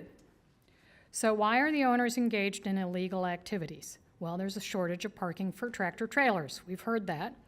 Commissioners should be focusing on solving that problem for those few residents with a particular and specific problem, not creating a problem for over 45,000 other residents. Where is the study showing the potential solutions that may already exist in Palm Beach County, and maybe these truckers just don't know where to go? There are existing facilities to park tractor trailers. And I know there was something being discussed about a special assessment for $2,500. This seems like a little fuzzy math. Numbers are ranging from 110 to 484 different vehicles, but at $2,500, we're gonna get a couple $100,000, maybe $1 million, and the numbers were billion. That's not gonna pay for even the swale and shoulder repairs. Please don't blame staff for writing a policy that you folks asked for. Don't even get me started on how this will open the door to similar revisions to Unified Land Development Code, our zoning requirements throughout Palm Beach County. Palm Beach County Estates, Jupiter Farms, Cobra, Delray Alliance, are they all paying attention? I live in the Jupiter area, just off of Center Street. You'd think we were in town, but I'm in unincorporated Palm Beach County. I don't think my neighbors want to park a tractor trailer on their property next to me. I bet most of the residents of Indian Creek Improvement District and the Acreage Landowners Association weren't worried about it either until recently, because it was illegal. So please stand with the ULDC, and it is freezing in here. It is. Thank you. Thank you very much, Ms. Smith. Thank you. Sir, you're recognized. Victor Martin, live in Carlton Oaks, and also a board of director for the NCNC. More importantly, I have 47 years of trucking experience. I've held every position from loading trucks, every operational position, plus the presidency of company. This is not my first situation of seeing something like this or being around it. My question is, and the request of information is, where is the staff's environmental impact report in this situation? Published facts. 1 gallon of oil contaminates 1 million gallons of water. 1 pint of oil put on a pond will contaminate a pond area consisting of 3 football fields. Also, with most tractors and trailers and rigs, a lot of people work on their rigs at their homes. This means other chances for fluids. All tractors and trailers, most of them by nature will leak. Diesel, fuel, oil, whatever. You can't stop it. So you're going to get this into your ground. So what this means is that this will kill, also published information, it will kill vegetation, it will kill trees, it will go to the ground or surface water, it will go into the groundwaters, it will reach streams, wells, and further contamination. Oil contaminations last in the ground for 20 to 30 years. So this is what you're facing when on any of these situations. Also, another point in roads and tearing it up, get your checkbook open. Unless you rebuild those roads to trucking standards, you're going to have continuous. There's no kind of set fee or anything that will satisfy that. Also, I think others will be talking about safety and noise, but that's already been spoken to. And I always come to the table with a solution, and I think some things I've read a little bit about this and have been proposed. You need to find a location for these trucks. It's hard for an owner-operator to make money. So you should find a place to put them and let them be there and let them there for free. I know this is old information because I've been in it a few years. But back in the 80s, an owner-operator, he brought in $150,000, maybe $140,000. When you look at the cost of his rig, his insurance, putting away money for tires and oils and everything like this, these men were bringing home $25,700 for their families to buy homes, food, clothing, cars. So while this is a various situation, again, I say speakingly for the environmental impact, I also say these men need a place that's safe and properly developed to park these rigs.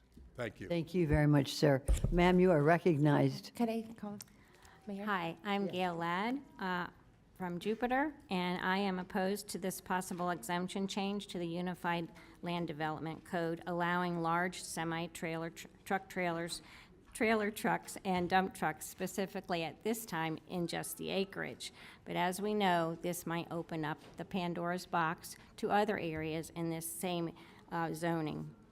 The roads are not designed for this type of traffic. Any proposed fee of a proposed $2,500, for example, is being offered as maybe a compromise to allow truckers to be there, would be far short of that needed to repair and maintain any necessary improvements in the infrastructure, as we have heard. Do the math. Roads cost, as stated in the presentation previously, I was going to say millions, but it's billions, not just millions. Also, it's been reported by staff that no other place in South Florida allows semi-truck parking in residential neighborhoods. It is true that the parking issue needs to be addressed. That should be the issue, first and foremost. That will take time and effort to locate and fund adequate parking and facilities for the semi-trailers, tractors, but that I believe is necessary instead of impacting negatively those who live in the residential areas as far as safety and infrastructure. I urge you to deny this zoning change. Thank you. Thank you so much. Good to see you again. Sir, you're recognized, and we'll call some more names. Thank you, Commissioners. My name is Stian Oksevic. I live in the acreage on Hall and 79th Court. I've lived there for 10 years.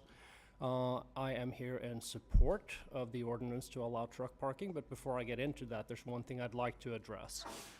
I've heard several people complain about bullying, intimidation, and basically tactics that do not belong in a democracy. And I just want to say, even though I'm here in support of the truckers, I very much distance myself from that type of behavior. Anytime anyone, including from the opposing side, would like to have a civil debate with me on these issues, I would be happy to engage, and I promise not to bully or intimidate or harass anybody.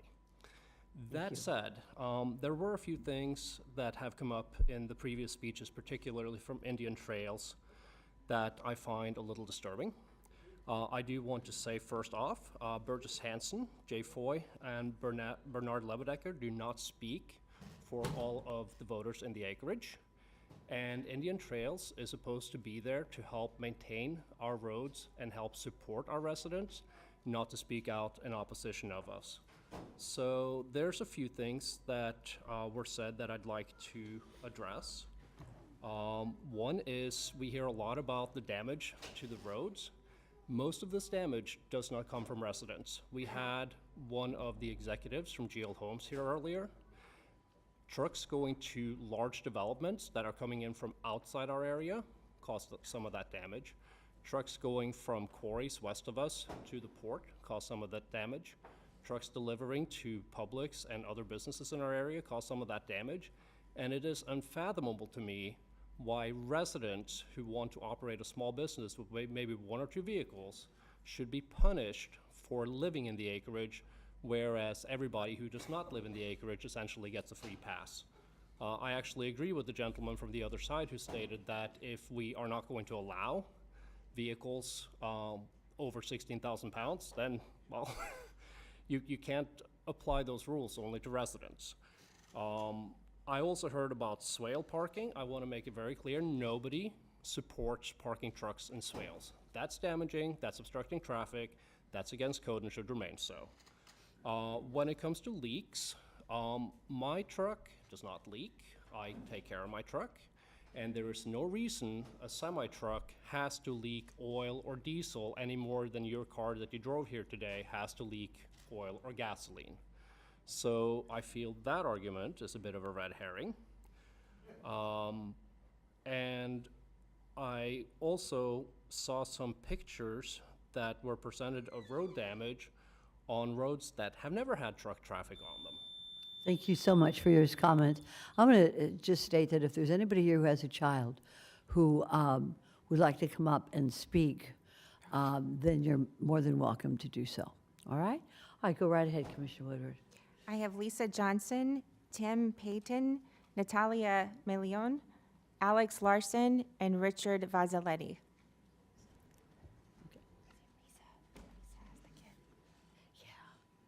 Good morning. Good morning.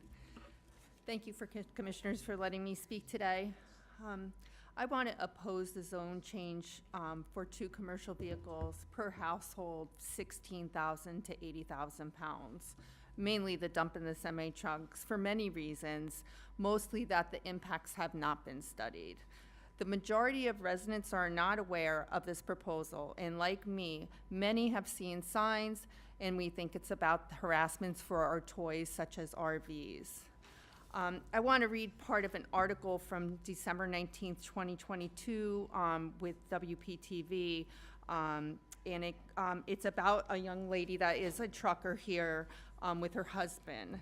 And in this article it says, quote, if I have to take the truck out of my house, we're talking about I have to take it to a yard where there are no available yards anywhere.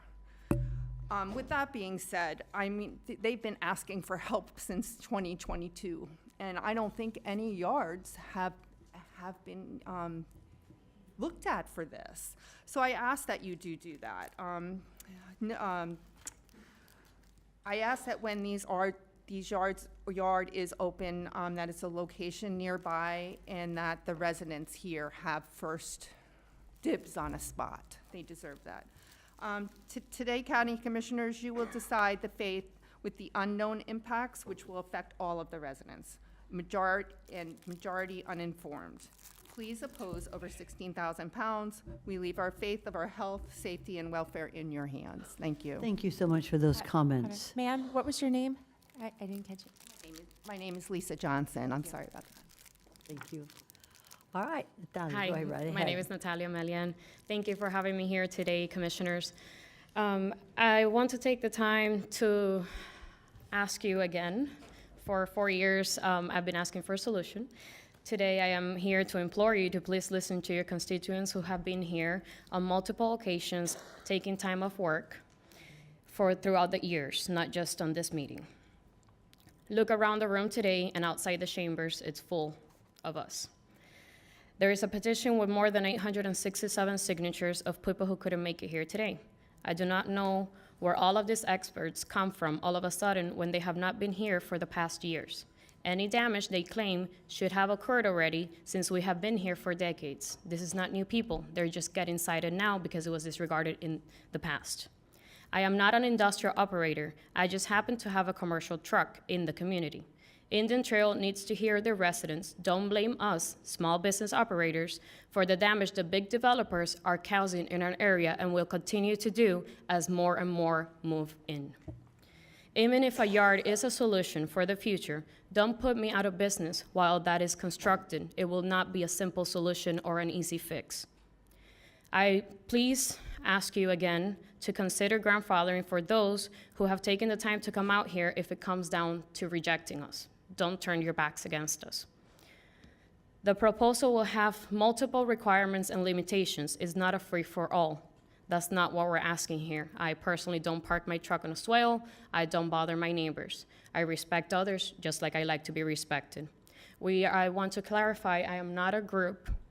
We are just residents that come together. If there's any harassment that has happened to anyone, I apologize even though I did not do it. And I don't like for when that happens because I don't like for that to happen to myself, and it's happened on multiple occasions on social media, in person, different things. There's people coming to my house taking pictures of my children, which to me is a very big, big issue. But again, I can't speak for everyone, but I do apologize if any of that did happen.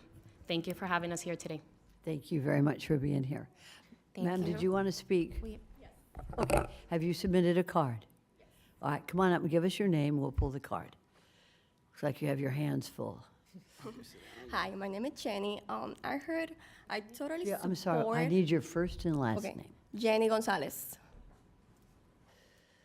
Okay, go right ahead. I'm here to support the trucks and all the small businesses in Loxahatchee. I heard comments about saying the trucks are dangerous for kids.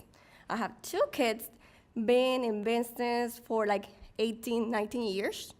Never had an issue with my kids or heard anything. In this life, there's nothing safe. Like most of the people have guns. And you heard a lot of things dangerous with guns and not truckers. So please, keep that in mind. Allow trucks in the residence. Thank you very all of much. you. Thank you. Okay, we're going to read some more names.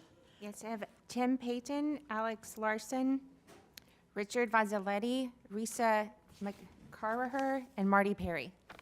Good. Come on up, please. Officer, you're recognized. I need to get this to the clerk. File. I'm sorry. She can go. Ma'am, I think you've already spoken, but it's good to see you again. So if you'd like... I spoke on number 5. Oh, I see. Okay, go right ahead then. I'm the only person who spoke on number 5. You're recognized. Okay, because I thought the gentleman was first. When she called the car, she said a gentleman's name before mine. I apologize. I was Go trying right to ahead. Be unrude. Okay, it's called Death by 1,000 Cuts. That's what we've been living. Because, see, I've been coming here for 25 years. That's 25 years. The anger and it's really hard to hold it in. I grind my teeth lately because we deserve better. But none of this stuff was on the rule books until one commissioner, there was somebody in Jupiter Farms with like 400 cars on their lot, and so they came in and said, well, now we're only allowed to have 7. I don't know the year, I don't know the date, I don't care. You can go look it up with Channel 20. I'm sure they can find it for you. It's what happened. My memory is a Rolodex of hell, coming here. It has been, because we've always tried to put a square peg in a round hole. And to say we're not unique, you bet your butt we are unique. The acreage is unique. The Jupiter Farms is. Large lot development. It is. And how do we come to a happy medium? Should someone be able to park a truck? Do we put a 64-acre parking lot somewhere at the North County Airport on Southern Boulevard? Somebody suggested Southern Boulevard. I'm sorry, I'm a mile north of Southern. I don't want it. Okay? See, we pit neighbor against neighbor, and that's the saddest part of our area, because the gentleman from the ALA was eloquent, but that's the reason we have gas stations at the Publix at Orange and Seminole Pratt. That was them then, not now. It's our past mistakes. How many times do we have to make mistakes in this county? Maybe we should put a moratorium on building. I hope everybody remembers when Waypole spilled molasses from Southern Boulevard all the way to the port. People were sliding around like they were on ice. He did that at 6 o'clock in the morning out where I live, Seminole Pratt, North Lake, the whole shebang. It's been an unusual journey because the big trucks, where are they gonna park? What are we gonna charge them? How are we gonna do it? And that's where you come in, because you're the leaders. You're it. And somebody's gotta come to a decision, because I'm sick of people being pitted against neighbor. That's the sickest thing I've witnessed for so many years. And that's what's wrong here. So I'm not the judge of this. Everybody says, well, what's your opinion, Al? I got a thing in the mail the other day from a thing called The Neighbor, how I could rent out my property and put 10 trucks on it. I told somebody this morning I'm gonna put 6 school buses on either side of my lot. Butt to butt, all the way down. I was being facetious. But here we are, because that was what was advertised to us. I should have brought the letter to you and showed it to you, but it's how to rent out your property and make $18,000 a year.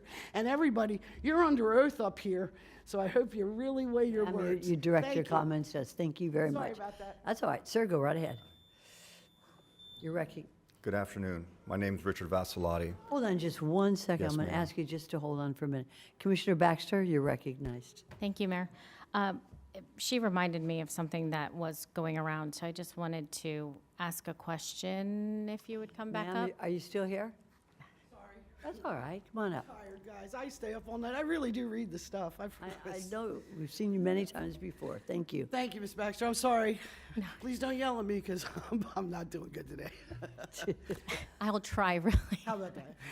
So, question for you. I did see a reference to that, the neighbor. It did. It came on Tuesday, and it literally said up to 10 trucks on your property, $18,000 a year. I can't make that up. I told the people, I called them in Missouri or wherever they're from, and I said, somebody put you up to this, and they did a really bad job. They screwed you. So there you are. That's it. Now, excuse me. We will, you know what, we'll do, take it easy. Don't good that it's on the fall. record. No, Don't I fall. should've brought it. All right. Thank you. It'll be marked for the record.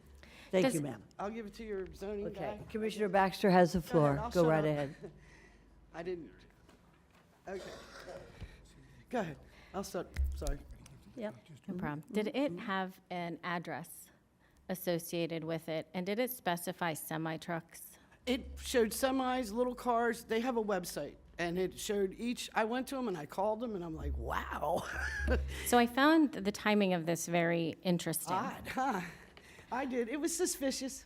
And so I would like to ask staff, have we specifically disallowed under this for the 2 larger vehicles in the current, what we're proposing today? Have we disallowed the ability to rent out space from somebody who doesn't live at that property? Correct. There's no ability for a property owner to use their lot with or without this amendment as to store someone else's vehicle. And does that also apply to personal vehicles? Well, you can have your personal vehicle on your I property. mean, forgive me, recreational vehicles? Oh, yeah, you can't allow, I mean, if it's your best friend and, you know, who's gonna know? But for profit, if you wanna start storing other people's RVs or boats or trucks in your yard, you're not allowed to do that with or without this amendment. So this mailer it was stating something that wasn't true. Well, we do know if you go to Facebook Marketplace or this site, and actually there's another one that is advertising people's backyards to do doggy play groups. So there's a lot of people and businesses doing a lot of things that are not allowed. And just keeping this to what we're talking about today, but we are specifically disallowing, making crystal clear, it is not allowed to rent out your space on the property to somebody who doesn't live in the area. It's not allowed with or without this amendment. Okay. It's just still not allowed. Thank you. Okay, now, if we could have the record reflect that that document will be received and filed as part of the record. Okay. I think we're going to get to you now. Commissioner Baxter, do you have anything else? It's okay? Very good, thank you. All right, officer, you're on. Thank you. Good morning, Commissioners. Good My name morning. is Richard Vassalotti. I have a packet here for you to please receive and file, and I'll get to that in a second. I have lived in the acreage for almost 30 years, and I retired from fire rescue after 30 years of service, with the last 17 of those years directly in the acreage. I am here today because I am deeply concerned. During my years of service in the acreage, I noticed an increase of very serious crashes year after year. In 2015, I unfortunately had to pronounce the death of a beautiful high school senior from our community who was involved in a terrible crash. After that crash, I became active and involved. At a packed town hall, I said this will happen again and again, and unfortunately, I have been correct. Also around the same time, I had two very horrific crashes involving semis in the acreage. One crash took the life of a man. The other crash took the life of a 3-year-old boy and permanently disabled his mother. You've been given packets with photos showing the carnage of that exact crash. Channel 20 chose not to promote them on the television screens. ITID hired a firm to do a study between 2014 and 2019 showing that the acreage had a 73% increase of crashes while the rest of Palm Beach County only had 7%. Semis on average take 3 times the amount of length to stop versus a car. The unique layout of our interior roads, also known as cut-through roads, are not designed for the dangers imposed by the weight, lack of stopping ability, and sheer brute force of a semi. To even consider adding hundreds, if not thousands, of semis to our residential neighborhood is unfathomable. You, as TPA members and alternates, and I, as a former TPA CAC member, know the importance of Vision Zero, and allowing this to happen would make that goal even more difficult to achieve. All my years of acreage experience emphatically tell me that there will be more serious injuries and deaths if this moves forward. I am not against truckers, as my grandfather was a trucker for decades who stored his semi on a lot away from his 2.5-acre property off of Gun Club Road. I am for the safety and well-being of everyone, and when I say everyone, I sincerely mean the truckers too. Please find them somewhere, a safe place to park their semis, to continue their lifestyles, to earn their income and take care of their families. And Palm Beach County's motto is the best of everything. Please keep it that way. Thank you very much for your comments. Could you just tell us what's in that folder that we will receive and file? So are they This photographs? folder are photos that I have. Many times I would take pictures of serious crashes for training purposes, so when we had to do extrication on vehicles, we could come back, study what we did, how we cut vehicles, what we could do better, what we could change. In this packet are photos of the semi versus the SUV where the 3-year-old child died. There are no bodies, there are no HIPAA violations. It's just an example, one example of something that would more than likely potentially happen. I really believe it if we allow semis on our cut-through roads. Thank you very much. That will be received and filed. Commissioner Thank you so much. Baxter, you are recognized. Mr. Vassalotti, thank you for coming down. It's always tragic, any loss, but more so the loss of any child. I hate to fathom that. But I do have a question in regards to those accidents. Were those semi-truck drivers residents that lived in the acreage? I did not do any investigations of that. I do not know where they lived. Thank you. Okay, thank you. Thank you, Commissioner. Thank you, Officer. Mr. Perry, you are recognized. Actually, could I Good morning, call Marty the next? Perry. I Just a just, second. Go ahead, Mr. Perry. I started? You're on. Okay. Marty Perry, also representing the Indian Trail Improvement District.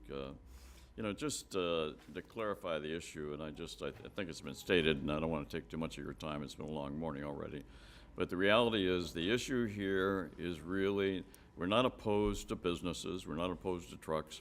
It's the Class 5 and the Class 6 trucks that are the issue. And that's the problem here. And the gentleman that just spoke with fire rescue experience expressed very well the concerns, and that is the roads, and our manager also expressed the problem. One of the things that you need to understand is that the majority of the roads in the acreage are owned to the center line by the property owners. The county doesn't own, the county doesn't maintain those roads. The county does have 1 or 2 roads out there that they own or maintain, but that's like Orange or Coconut. But the majority of are self-maintained by the property owners. Indian Trail just speaks for the property owners.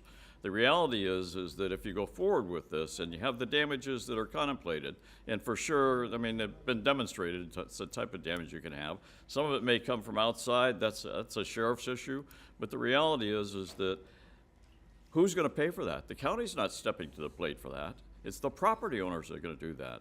The comment was made about them subsidizing the truckers, and that's what's happening. It's not the average trucker. Nobody cares. If you look at the Class 4 trucks, those are large trucks by themselves. That allows for the lawn care operators and people like that. They can continue to operate out there.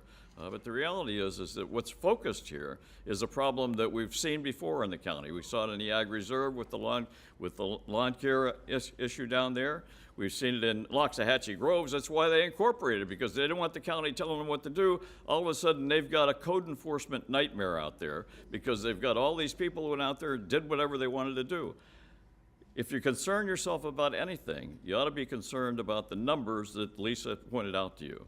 I was kind of surprised because I thought we were talking about 61 to 100, but to find out the potential is 517 or more, you're talking about 15,000 or 16,000 homes. I mean, that's somewhere in the neighborhood of 3 to 4%. You set a precedent by allowing them to continue. You allow the exception in there so that the more can come in. Guy comes in and he says, maybe not to this commission, but next year or 2 years from now to another commission that's sitting here and says, well, wait a minute, my neighbor's got semis. Why can't I have one? And the exceptions start to continue. Pretty soon, what you do is you destroy the property values. That's tax value to the county. The county does collect taxes from these people out there. I came here in 1984 representing the acreage because they were starting to build out there. There weren't that many homes in the 80s. But the reality is they were paying impact fees back then because we started on impact fees in the 80s. Millions of dollars have been paid for impact fees. You know, that's not going to pave their roads for them. Thank you, Mr. Perry, appreciate it.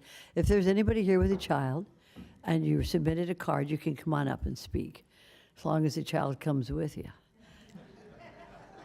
Okay, while you're coming up, Commissioner Woodward is going to read some more cards. We have Tim Payton, Risa McCarraher, William Dirks, Ricardo Alonso, and William Miller. You marked both that you did not want to speak, and you did, so I'm not sure on that one. Very good.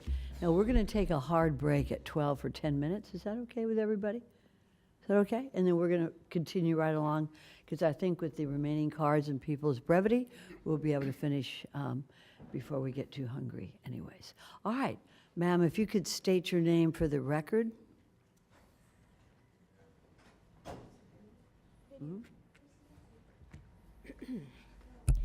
And we'll find your card. Go right ahead. Okay, sorry. It's okay. I'm speaking on behalf of several individuals, and I have a video that they asked me to present.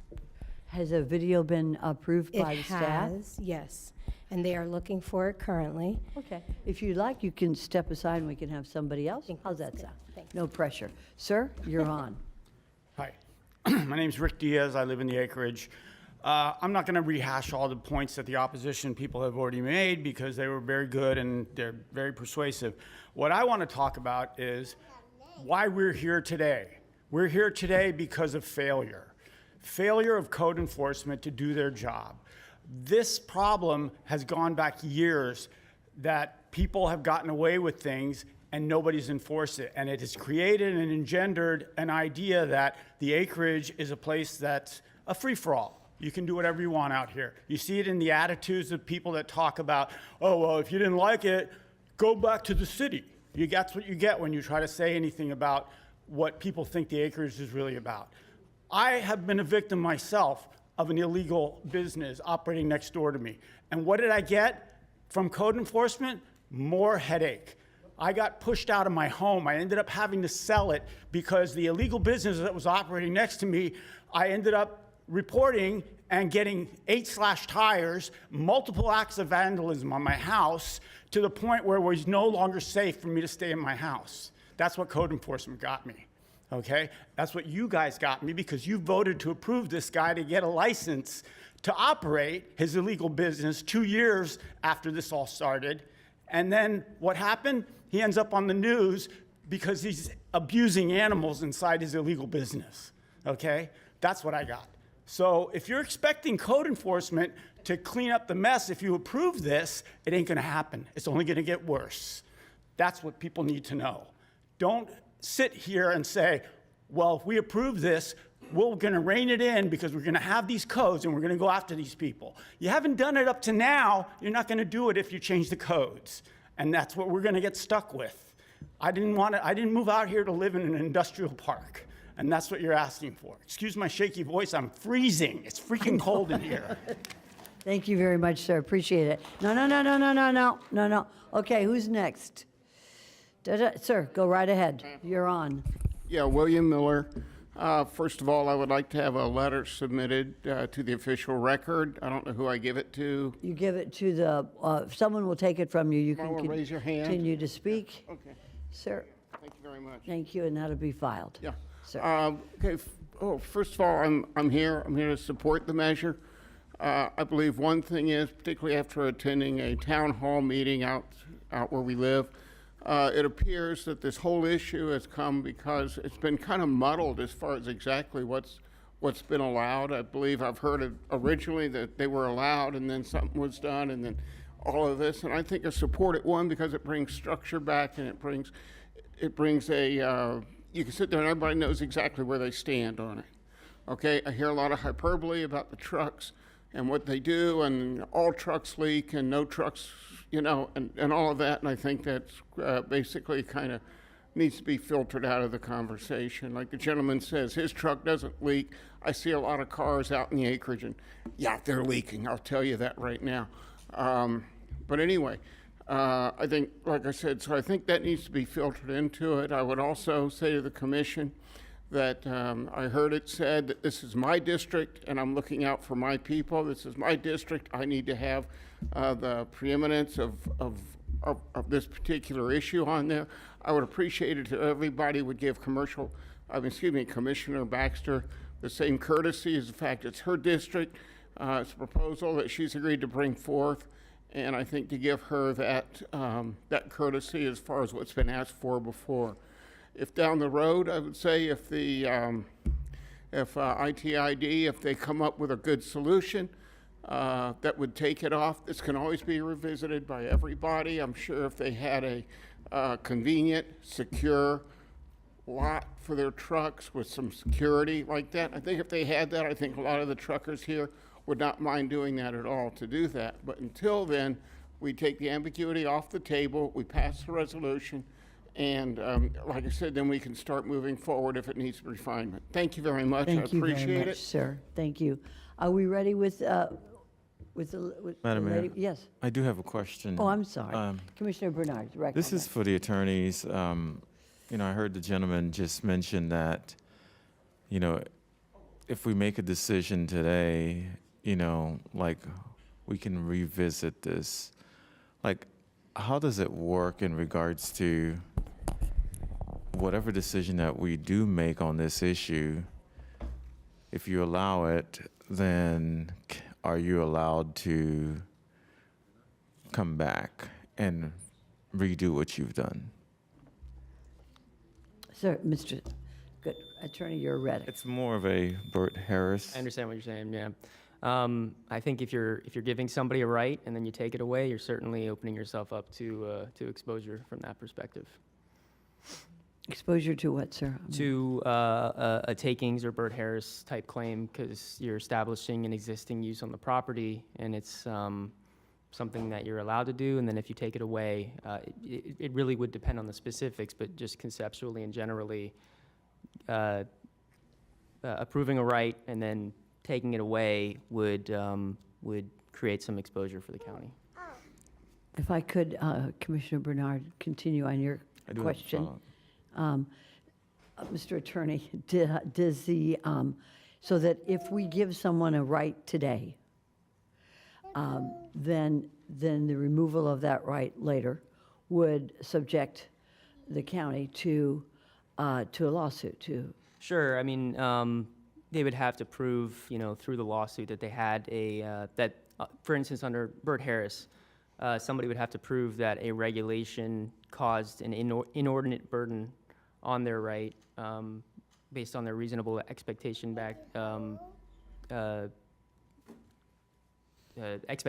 reasonable expectations, and it would depend on the specifics of the case. But yes, if there was a regulation that inordinately burdened their property, and they had an existing right or a vested right, that would potentially create a cause of action. Thank you very much. Follow-up? Right ahead, Commissioner Bernard. Thanks, Madam Mayor. In regards to that, what if it was considered as a pilot program, or I'm just thinking, is that considered a right where if you decide later on, to gauge it for a time period? I know we've done things like that, pilot programs in the past. I'd certainly have to explore that more based on whatever might be proposed. Okay. Thank you. All right, thank you. And Commissioner Baxter, you're recognized. Thank you, Mayor. My question's also for the attorney, so, hi. So if we were to move forward with this, would it still be considered taking a right if we stopped it at a future date but said whoever was there as of then was still allowed? I think sounds like you're kind of asking the same question about a pilot program. Or just the ability to grandfather whoever was currently there if we did see a problem? Again, that's, I would have to see some kind of specific language or proposal in order to be able to evaluate that, and I'd have to work with staff to see how that would work logistically, and I think we would need to see a specific proposal on the table to determine whether that might be appropriate. Thank you. All right, no further questions from the commissioners. What I'd like to do is proceed. How long is it? The video has been approved. Is that correct? Correct, okay. All right, let's go ahead and show it, and then if this gentleman to my right, if you don't mind, we're going to take a 10-minute bathroom break, and we'll be right back, and we will finish this up. Right? Go right ahead. Okay, I'm going to try and talk real quick through the video. Good morning, Commissioners. Thank you, as always, for all that you do. Today, I'm here on behalf of several folks who do not wish to speak in front of the crowd for fear of retaliation, but even worse, for fear of retaliation from a commissioner. This misleading information that has been spread has led people to believe that this meeting is regarding whether or not they can keep their toys. So for the record, please let people know this has nothing to do with recreational vehicles, only commercial vehicles and semis. You all have an amazing staff filled with qualified, educated people whom have extensive backgrounds in their fields. The staff's job is to educate commissioners and show them the rules, not to be intimidated into interpreting the rules the way someone wants. The process being proposed today is not a compromise, but once again rewarding rule breakers and at the expense of the many law-abiding neighbors who will have a significant decrease in their quality of life. Not only will their quality of life be diminished, but they will have to foot the tax bill. After speaking with Mr. Hansen, this would mean a large tax increase for the residents of the acreage in Loxahatchee. This change would also affect areas like mine, Seminole Ranches, Biltmore Estates, and other AR communities. You just spent the last 8 years dealing with Heritage Farms. You're doing good. Excuse, go right ahead, continue. Oh, sorry. Okay. We all support the truckers and their businesses. However, an ag residential area is not the location for that business. There is a fair compromise, and that is a nearby parking area. I am told by a former trucking family whom opposes this change and never parked their vehicles on the property, that it's a nominal fee. It costs a cost of doing business. Please do not let the few affect the lifestyle of the many.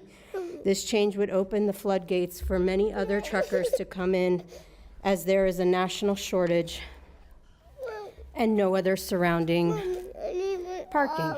County allows semi-truck, if the county allows semi-trucks in ag residential areas. In an effort to not constantly come before the board with only problems and no solutions, I spent just a short amount of time reaching out to local commercial parking facilities just yesterday. The first call I made to was the self-storage on Seminole Pratt. They said they had one spot available. They said that they have many other locations nearby that have spots available. I also reached out to Christ Fellowship. They are going to respond to me. That is an option for these people to park in other locations. They do it in Boca, at Publix, and Home Depot. Thank you. Oh, that was perfect. I'll bet he has a lot to say, too. Really good. I'll take that applause for the mom. She does, it's impressive. Okay, now this time, we're going to take a hard stop, 10 minutes, and then we'll be back here, and we'll finish this up this early afternoon. Thank you.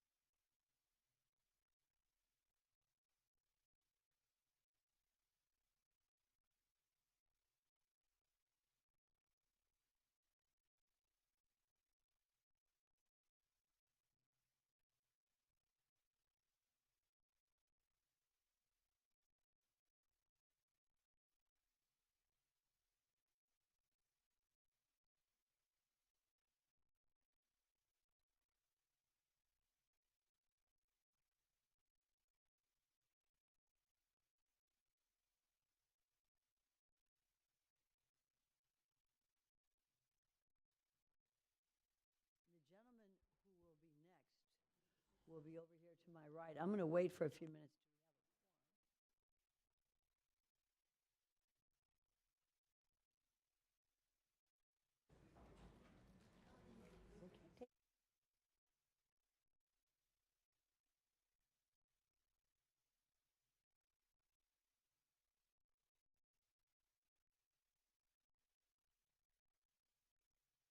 And we are going to proceed with the meeting. Sir, I think we left off with you, and if you could please give us your name for the record. Yes, my name is William Dirks. I live in Loxahatchee. Thank you, commissioners, for all that you do. I urge you to give careful consideration to the recommendations by Commissioner Weiss, as stated Ask in you the to get Palm closer Beach to the Post. microphone. Yes. Thank you, sir.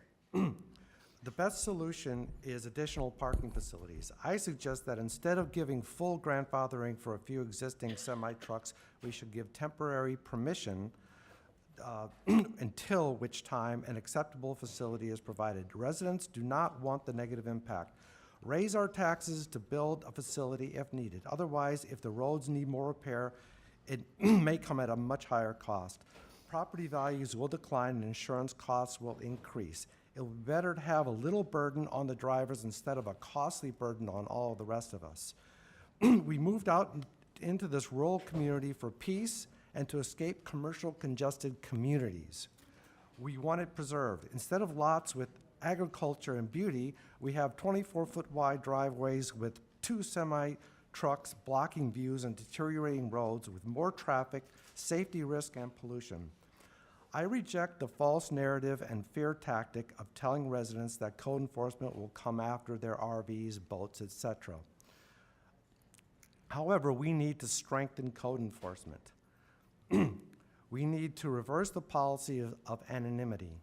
This policy is like crime neighborhoods where witnesses dare not speak up out of fear. The policy is enabling noncompliance and runs against the reason for setting codes in the first place.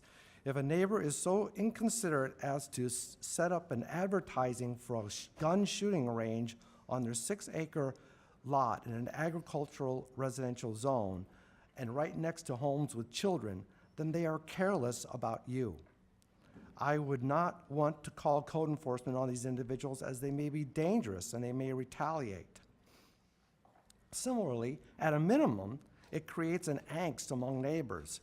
If that neighbor is in good terms with me, I want to keep it that way. If they will not simply change, if I simply ask them. And if I call code enforcement, all good terms will vanish. Why put us through that and create this disharmony? It is a law. If it is a law, then it is a law. Don't make laws that are permitted to be broken. It's not logical. Instead, allow code enforcement to put the complainant on record, but not publicly. Only as a record to keep the enforcement accountable. And you could use an independent auditor to keep them accountable. It is not possible is it not possible that that is the reason why the semi-trucks and the acreage are now might be because of this policy? Code enforcement likely sees the violation, yet cannot act unless the neighbor takes the risk of angering someone. Thank you very much. Who may Sir, retaliate. before anything, would you give us your first and last name? William Dirks. William Dirks. Thank you very much, sir. Sir, first and last name, just so we can find your card. Yes, hi, good morning. My name is Jorge Alfaro. My address is 16975 West Presswich Drive. I live right next to Lion Country Safari, where they have a yard with 5 trucks, semi-trucks, right in front of my house. I have 1 truck, and I got the notice from code enforcement that I have to remove my truck from the property. So I don't see any, excuse my language is not that good, any logical reason for them to send me a letter when I come in my truck empty and I leave empty every other week pretty much. So when they have their trucks coming loaded every day with the food for the animals, with everything. So they do the same damage than, I mean, more than me, because I'm empty all the time when I go to my house. So I just wanna add that, so I appreciate if you take that in mind and find a solution like grandfather, allow at least 1 or 2 trucks per property or something like that, but something in the middle for everybody. Thank you. Thank you very much, sir. Oh, we're going to name some more cards. Yes, we have Tim Payton, Ricardo Alonso, Patricia Farrell, and Yuri Martinez. Okay. I could have those folks come on up to the podiums. And, sir, you are I'm good. not yet recognized. Okay, my name is Ricardo Alonso. Hello, Commissioners. Happy New Year's. We are here trying again to preserve the right that were taken from us back in 2019. We are hardworking people, no criminals. There's multiple lifestyle to shows from suburban, urban, rural. I chose rural because of the benefit to begin available to have my truck at home. Right now in Loxahatchee, if you have a semi truck registered at recreational, towing an RV, show cars, etc. is allowed. However, I use the same truck to provide for my family, and it's illegal. Useful for clarification, a semi truck with the trailer is 32,000 pounds, not 80,000. We can say it's 80,000 because then you will have to do the same for other equipment. An example, an S450 has a towing capacity of 38,000 pounds without including the trailer. So fully loaded will be almost the same as a semi-tractor trailer, which I always begin empty. No, once I have to, if I have to deliver a load from someplace, I'm loaded and then I'm going home. We want to follow rules. We don't want to bother neighbors. We are willing to compromise on many things.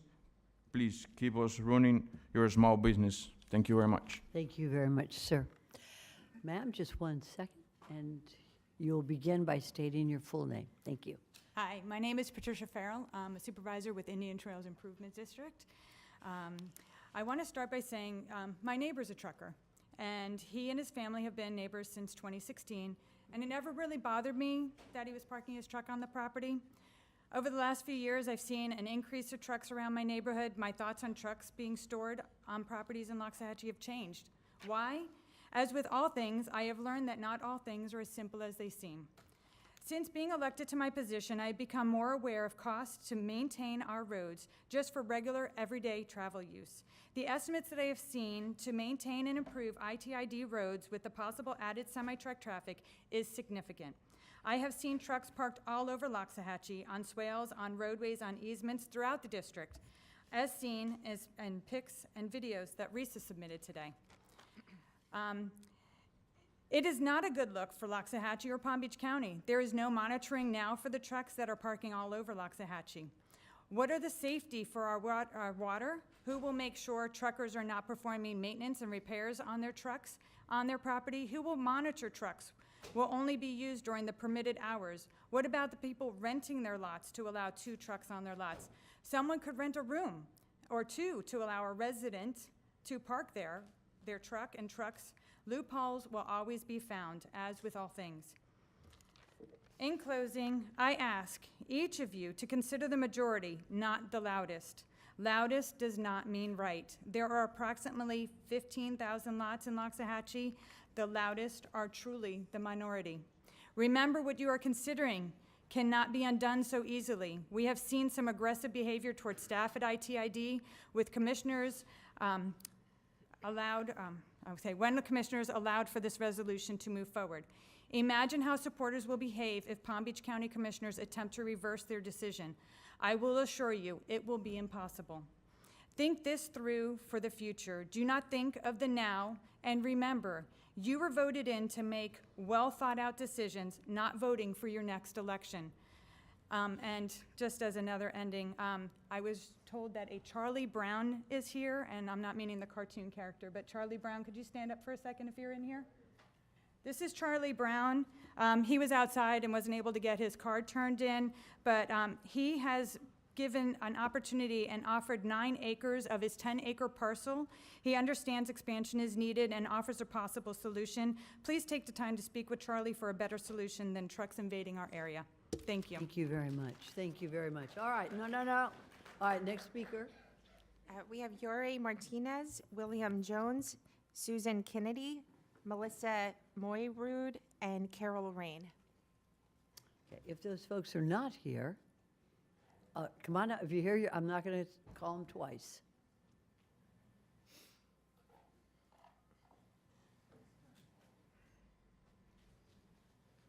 Good afternoon. You're recognized, ma'am. Good afternoon. It is afternoon now. My name is Susan Kennedy. I'm an elected supervisor from the South Indian River Water Control District. Our Board of Supervisors has had lengthy discussion on this code change with our professional staff ever since it's been brought up last fall. And I want to be clear that our Board of Supervisors has no objection to raising the weight limit from 12,500 to 16,000 pounds to be in alignment with DOT guidelines. It's really kind of odd to be right in the middle of one of them. We also did not object to the other changes, such as the height limits on the fences and the hedges, to be more aligned with the agriculture residential uses.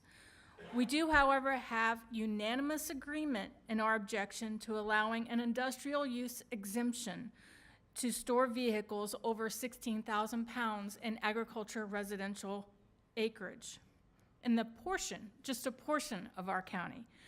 This exception you're considering has nothing to do with residential, has nothing to do with agriculture. Agriculture uses already have an exemption to use larger vehicles on their property if they are indeed bona fide agriculture properties. We already have that right under right to farming. While this exception does not immediately affect South Indian River Water Control District, it certainly will in the future.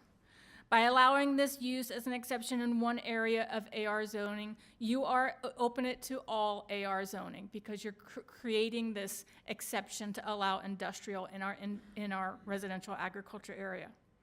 Our professional staff concur with the staff of Indian Trails Improvement District that this exception would cause damage to our water district infrastructure, including our non-county roads, our culverts and swales. We are, just as they are, have most of our roads with easements of the property owners owning to the center of the road.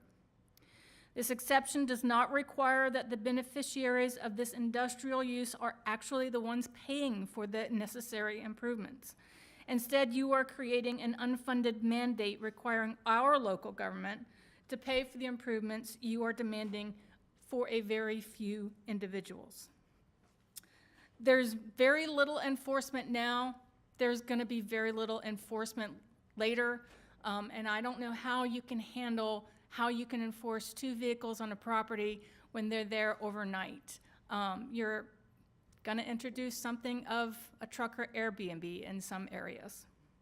We ask that you treat all residents equitably and deny those portions of this amendment which allow for storage vehicles above 16,000 pounds in our agriculture residential areas. Thank you so much. Sir? Thank you. Good afternoon. Just 1 second. Good afternoon. Thank you for this. Just 1 second. All right. State your full name, sir. We need to be real careful with this. Dade and Broward do not allow this, so why should we? Pardon me, sir. Can you do your name and address for the record, please? Okay. Just your name. William Jones. I'm sorry. That's all right. If we give an inch, we'll take a mile. We've had a great increase in trucks and trailers just since this ordinance has been reviewed. Some are truly setting up, renting lots for trailer parking, and I can show you this. Right near me, I come by it this morning, was a lot with 6 large dump trucks with 3 axles each in the back. I mean, they're the big ones, and another large truck. Now, they cannot possibly belong to the landowner. That's just isn't possible. So it is happening. No trucks should be grandfathered in, as they were never legal when they took advantage of lax zoning enforcement.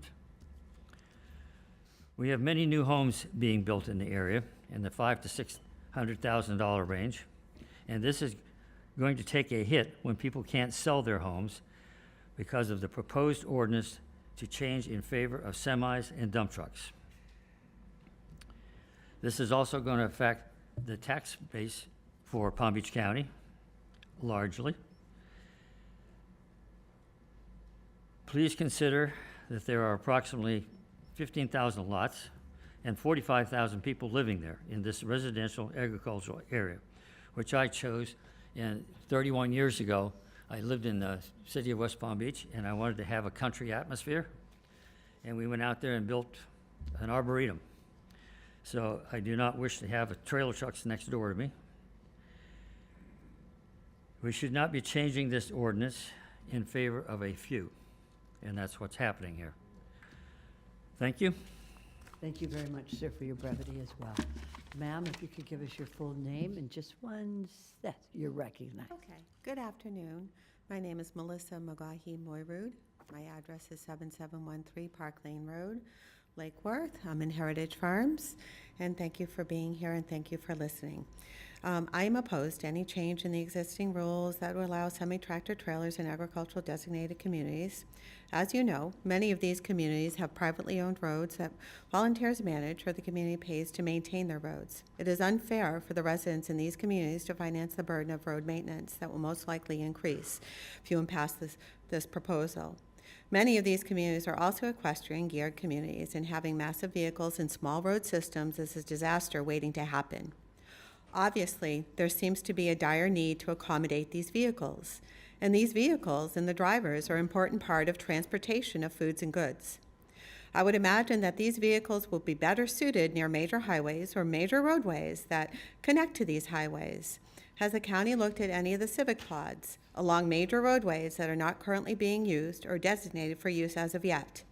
As a resident of Heritage Farms that has worked with community leaders and neighbors to remove illegal businesses and lawn service fleet operations within our community, a 10-year process, my concern is that if this is allowed in one section of the county, it will most likely be allowed in all similar sections of agricultural communities of the county, and will escalate to allow lawn services and industrial services back to these areas.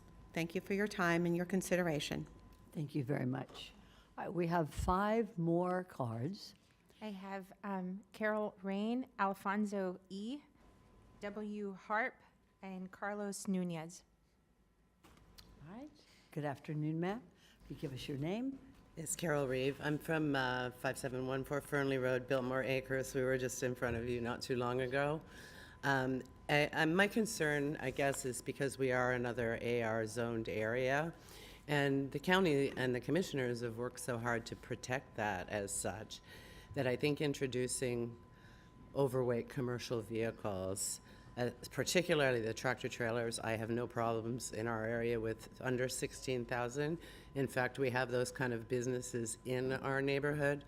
But just as an example, the roads that were built in my neighborhood are probably about the same time frame as Loxahatchee. Most are 10-foot wide lanes. And the Florida Department of Transportation and the federal basically recommend the width of a truck is 96 to 104 inches wide, that the lanes be 12 feet.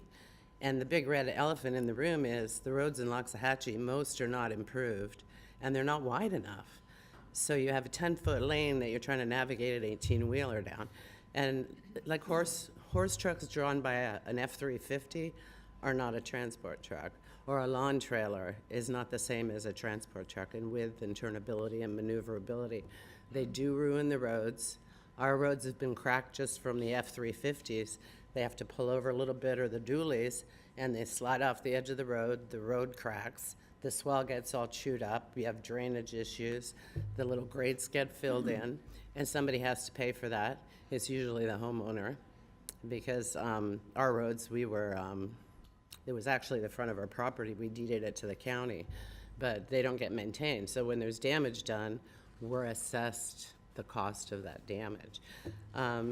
The other thing that is concerning to me is the environmental standpoint. From a health, welfare, and safety, diesel, when it hits the ground, kills whatever it touches. and that's for 30 to 100 years. So if you want a good weed killer, diesel's the way to go, but I recommend you dilute it. And then the other thing that I find really concerning too is the burden that it's going to be on the taxpayers, and the fact that there's good actors and there can be some bad actors too. So you'll have people that will toe the line and follow the rules, but who's going to police the ones that don't? And to me, that's a burden on code enforcement, and that comes out of the taxpayer's pocket.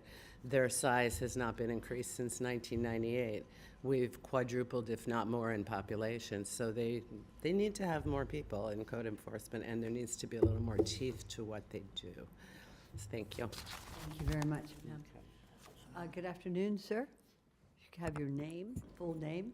You're recognized. Mi nombre es Eduardo Alfonso. My name is Eduardo Alfonso. Vivo en Los Sahachi. Buenas tardes y gracias por atendernos a la petición de las personas de Los Sahachi. Good afternoon. I live in Loxahatchee, and thank you for hearing us in the petition for truckers in Loxahatchee. Por este medio quiero informar a todos presentes. Los Sahachi es un área que es de la zona del Boulevard Anoley, contemplado como country residencial. By this means, I would like to mention to everybody that Loxahatchee is an area located between Southern Boulevard and North Lake Boulevard, and it is zoned agricultural residential. Lo cual es un área de farm, de fincas, unas más áreas, un acre, 3, 4, 5 acres, más o menos. It is an area where there are farms, acre and a quarters, 3 3/4, 5 acres, larger. Cada área de la ciudad de Palm Beach, como cada área de Estados Unidos, tiene sus diferentes poblaciones y diferentes costumbres y diferentes formas de vida. Every area in Palm Beach County is slightly different, like every area in the United States, where we have different customs, different needs, and different means. Por este motivo les puedo decir que hay personas que les molestan los ruidos, que les molestan los animales, que les molestan diferentes actividades. I tell you that I understand there's people that are bothered by noise, are bothered by animals, are bothered by any activity. Por este motivo les puedo informar que los ambientalistas, los que tratan de evitar las contaminaciones, el peso de los carros, la destrucción de las calles, tenemos el Turnpike, tenemos la 95, tenemos el aeropuerto con diferentes vehículos, diferentes pesos. For the environmentalists or the people that claim that are experts on damages that trucks can do to the areas, we currently have local airports, we have Turnpike, we have 95, we have all these huge roads already. Y por el presente estamos en el 2024, momento de entendimiento, momento de comprensión, que las personas cuando vamos a comprar o vivir en un área, tenemos que vivir en el área que escogemos para no ser molestados ni molestar tampoco a los demás. In 2024, we understand that when we make a purchase and we decide to live in a place, we like not to bother our neighbors, but neither for our neighbors to insist their wills upon us. Porque donde empieza nuestro derecho, continúa nuestro deber. Because where my rights end, someone else's rights begin, or where someone else's rights end, my rights begin. The analogy is, as I would like to do what I want to on my property, I don't want someone else to tell me what to do on my property. Thank you so much. I appreciate your comments. Thank you. Sir, give us your name. W. Hart. You're on. I stand in solidarity with the small business owners, the tile guy, the fence guy, the plumber, the landscaper, the contractor, and countless other small business. I'm in support of property owners parking their trucks on their properties. If they are not allowed to park, you are potentially putting small business men, women, and families out of business. Also, when I look back into the code, you can see where they allowed up to 7 trucks. To now say no trucks are allowed is unfair and un-American. Thank you. Thank you very much, sir. Commissioner Woodward, do we have any other cards? Last card was Carlos Nunez. If he's I'm sorry, say it again. Carlos Nunez. Okay. The And, next. we have 20 cards that they did not want to speak but wanted to be read into the record. Okay, why don't you say what they wanted one way or the other, if they were for Okay. or against? Do I need to read the comment that they wrote or just for or against? You can read the comment quickly. Okay. Melissa Tolbert, as a longtime resident of almost 30 years, I'm opposed to allowing vehicles over 16,000 pounds parking semis and dump trucks in a residential area, which is not allowed anywhere else, will have negative impacts and consequences to our community. If allowed, more truckers will move into our area, making it more industrial. Jeffrey Tolbert, the codes were in place. This is not an industrial park. The same people advocating for the change would oppose commercial business buying a lot and building a business. They are doing the same under the guise of a home. This is not allowed in any other residential area. Why should we allow it? Kathy Cashilo. My home is in between two homes with multiple semis in each yard. They are flush with the fence line. We are woken up at 3 a.m. to the sound of truck motors each morning. We have to deal with repairs all weekend long. I have lived here 31 years, and our way of life is seriously negatively impacted. They power wash trucks next to my well. Keep large trucks off residential property. May Barnett. I ask you please vote no on the proposed changes. After years of harassment by truckers who cannot follow the rules and damage done to our roads and community, I do not want to continue to live like this because people who moved here 5 years ago want to change the rules for them. Please vote no and save our community. Al Castillo. I am a double organ transplant patient and I no longer feel my water and air quality is safe. The air is filled with diesel fumes and the runoff from washing the trucks goes into my well. We had a semi-explosion 2 feet from my fence line. I am also concerned with my ability to sell my property if the trucks continue to be allowed. We are here to have a peaceful life and that no longer exists. Dawn Lohman. We had a trucking company and we used storage lots. We would never park on our property. Trucks surrounding us are impairing our lives and well-being. Spaces are being rented. This is unfair in a residential area. Commercial lots are readily available and do not cost much. Please do not allow trucks over 16,000 pounds. You can enforce the rules. Young Deeks. We all know the problem of truck parking in the community. I think it is the county's responsibility to provide the safe parking located instead of sacrificing a certain community with a heavy burden. Please build a parking lot. John Ashby. I represent truck parking in Loxahatchee. Please allow us to stay in business and serve our community. Diosdado Gonzalez. It is unfair that 2 elected commissioners have launched an attack against our community because they don't agree with our lifestyle. It's our residents that count. Antonio Ribeiro. I do not wish to have trucks or trailers in our residence area. 1 boat or RV, okay, but no trucks or trailers. I used to live in eastern Connecticut in a 3-acre lot. No trucks, trailers, or equipment were allowed there. I rented a lot in a commercial area for my business. Charles Johnson. I oppose having vehicles over 12,500 parked in the acreage, maximum of 16,000. No semi or dump trucks. Lillian Hall. A prospective property owner has the responsibility to determine if a property meets their needs, not buy the property and demand that the zoning changes to meet their desires. We all bought our property for different reasons, and changing codes for one group adversely affects others. Azlaida Castellanos. ITID equipment has been stolen on multiple occasions from their storage facilities. They still want us to think about a lot as a solution. What will happen to my small business? I will end up shutting down. I can't afford the loss of equipment in this economy. Karen McCook. I strongly support providing a specialty limited code change for residents that have stayed in the acreage. Sorry, I'm having trouble reading this. To keep their trucks on their properties, including the road which is part of their parcel. The acreage is composed of only county and residential, town, and property easement roads. If nothing else, residents should be grandfathered from here.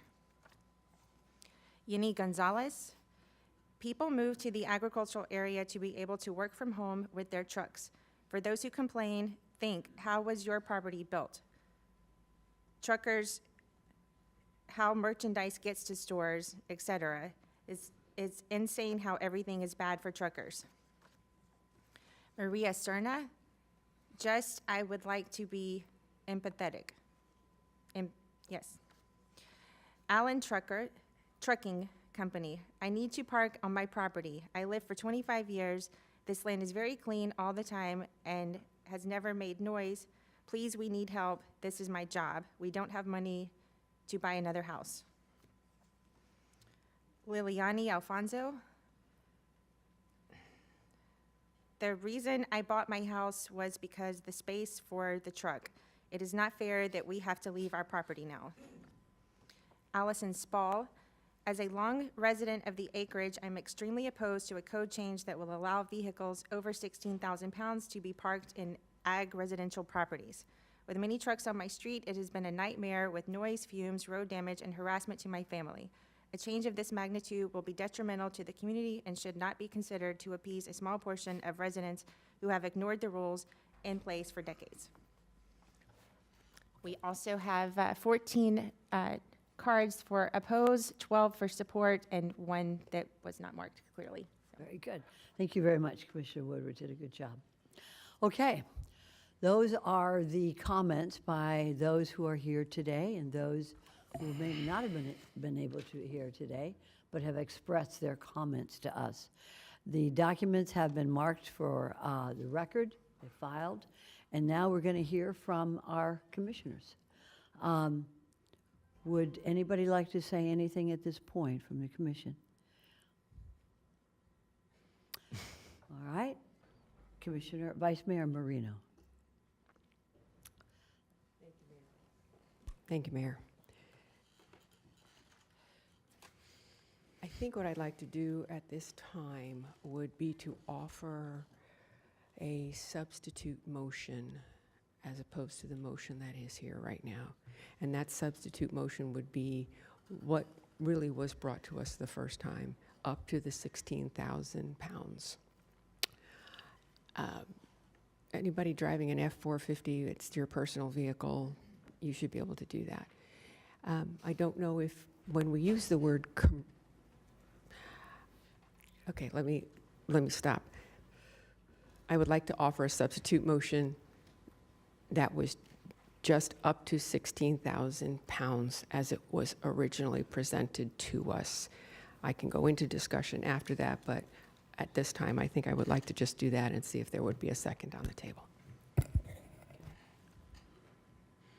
All right. Is there a motion, Vice Mayor? And could you restate it so that we see if we can get a second to that motion? It's a substitute motion. Well, you can't do a substitute motion without a motion first. We don't have a first. Oh, I apologize. Right. We haven't had a motion yet. Do you want Thank to you. just make a comment and talk about it a little bit? No, we'll Okay. see if anybody else makes a motion. All right, thank you. All right, we have no comments by the county commissioners, and I'd like to recognize the district county commissioner, Commissioner Baxter. Thank you, Mayor.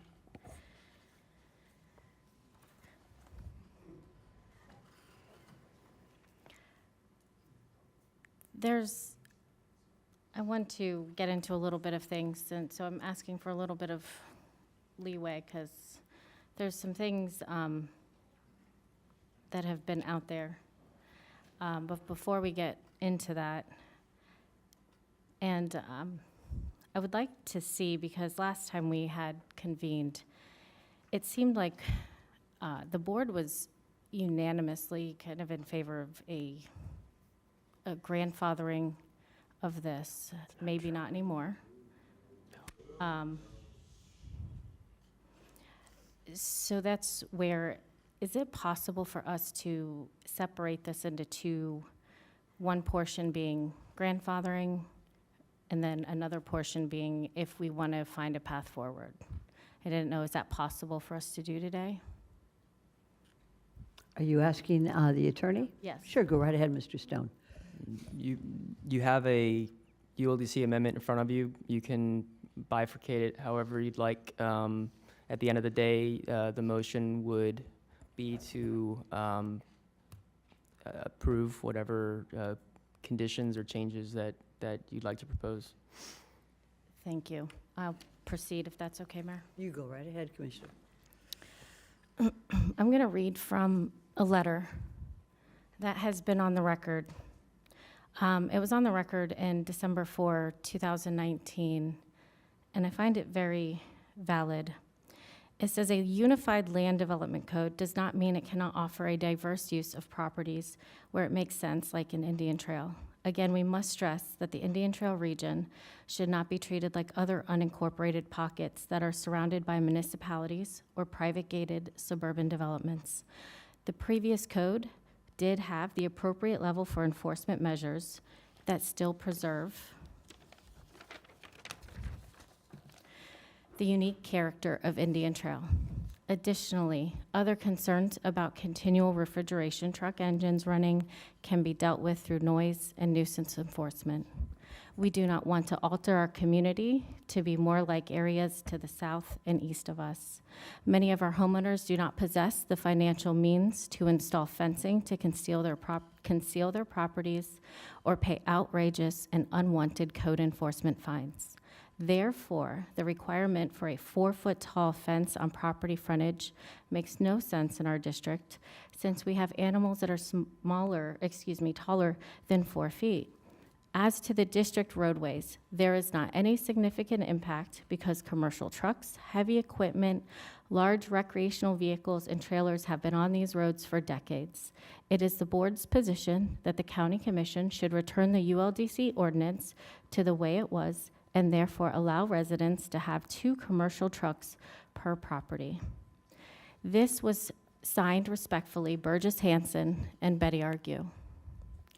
This is the same things I have been saying for a while now. It is exactly what was represented.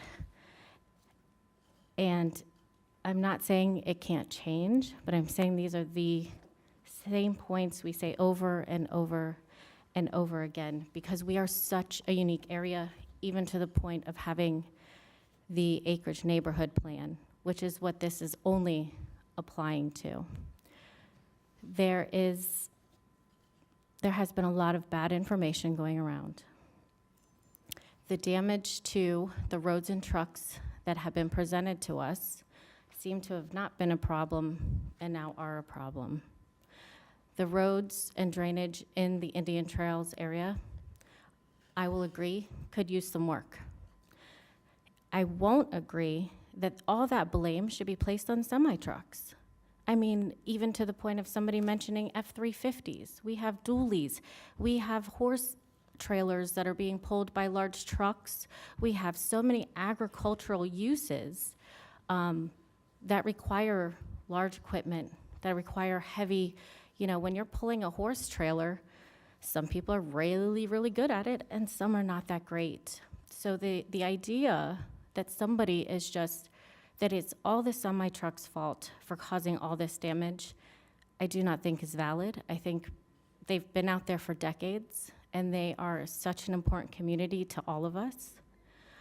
I would like to, because there's been this notion, I would like us to show our residents where the code has not been consistent, and that's just me being generous. If you could pull that up, please, Lisa, I would greatly appreciate it. I think this is the part of the code that you're looking for, the one that was added in 2008 and then it was deleted in 2019, is that? And the part where I believe the letter from Indian Trails is actually referencing that was sent in 2019, because there was a change. Unfortunately, I shouldn't say somebody, I would say unfortunately, we, the county, did not have town halls. We, the county, did not put out how this would impact the area, I think, in a larger degree. And for a later discussion, I would absolutely love for us to find a way to be able to communicate about these changes. But I don't want to get into that today.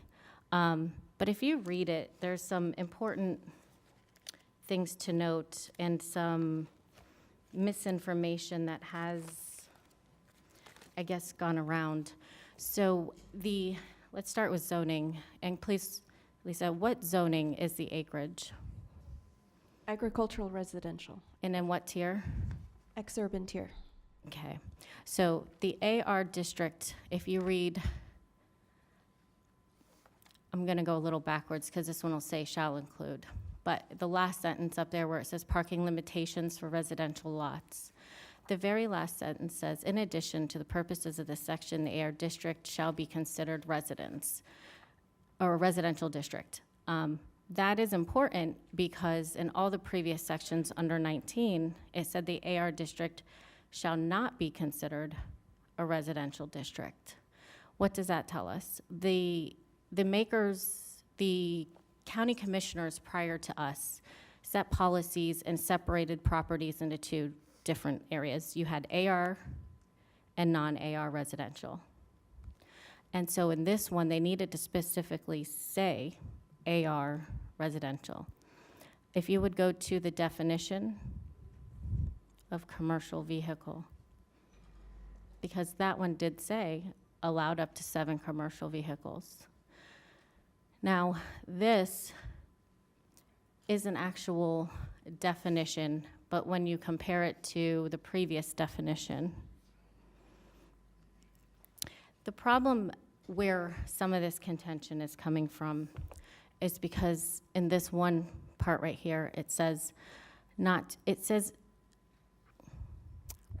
vehicles that exceed the following limits. And then it proceeds to list what those limits are.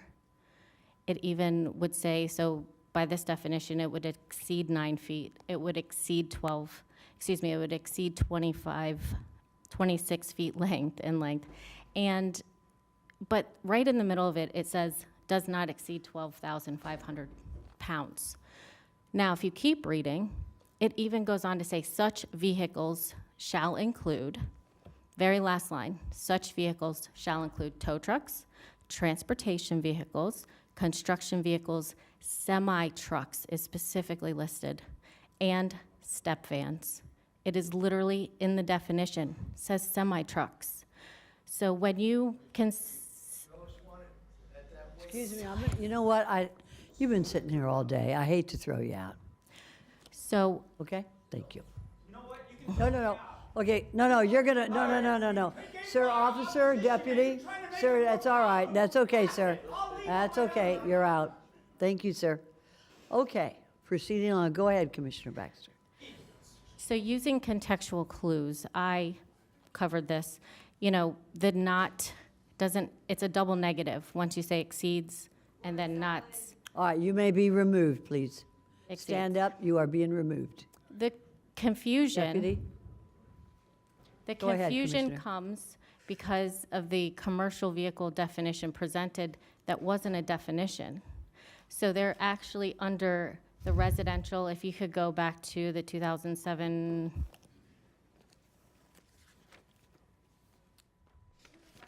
No, ma'am, you will be removed. I'm Go ahead, sorry, which Commissioner. one? The prior Correct, the change to prior the- under 19, number 19 of Article 6.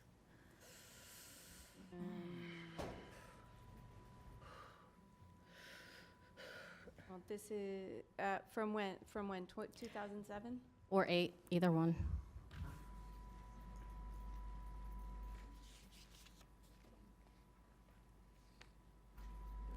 Oh, there it is. Yeah, 19. So it says on here, section, it's like blurry from this far away, but the AR district and lands designated rural residential in the plan shall not be considered a residential district. If you scroll down, so AR is not considered residential. And then it goes on to list exemptions in the residential district, okay? When you're saying AR is not in here, so I believe they intended to separate this into two classes. You had smaller lots, and then you had AR lots. So the smaller residential, non-AR lots, this would be the exemption of what you would be allowed, because it says exemptions. And it even says there, the following shall apply to, and you can read it. But it says commercial vehicles. People keep presenting this, commercial vehicles, as a definition. This isn't the definition of commercial vehicle. This is clearly the exemption. So when people start talking about 12,000, not to exceed 12,500, not to exceed 9 feet, not to exceed, it lists all that. The problem is, this isn't the definition of commercial vehicle. This is the exemption and specifically excludes it from being applied towards the AR district. The only code ever written to be applied to the AR district was the one that said was allowed up to 7 commercial vehicles. And then that was a strike through in 2019. So this idea that it was never allowed, it doesn't hold water. Now, after having conversations with staff, well, the next thing they brought up was Article 4, that home occupations weren't allowed to have commercial vehicles or of such. Please correct me. Or maybe one, was it no commercial vehicles back then? It's one commercial vehicle not exceeding. All those limits that were just listed? Somewhere.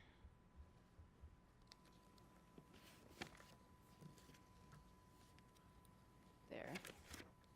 This has been consistently the language since the 90s. This one business-related vehicle per dwelling, not over 1 ton rated capacity may be parked at the home. Would you pull up the definition of a home occupation?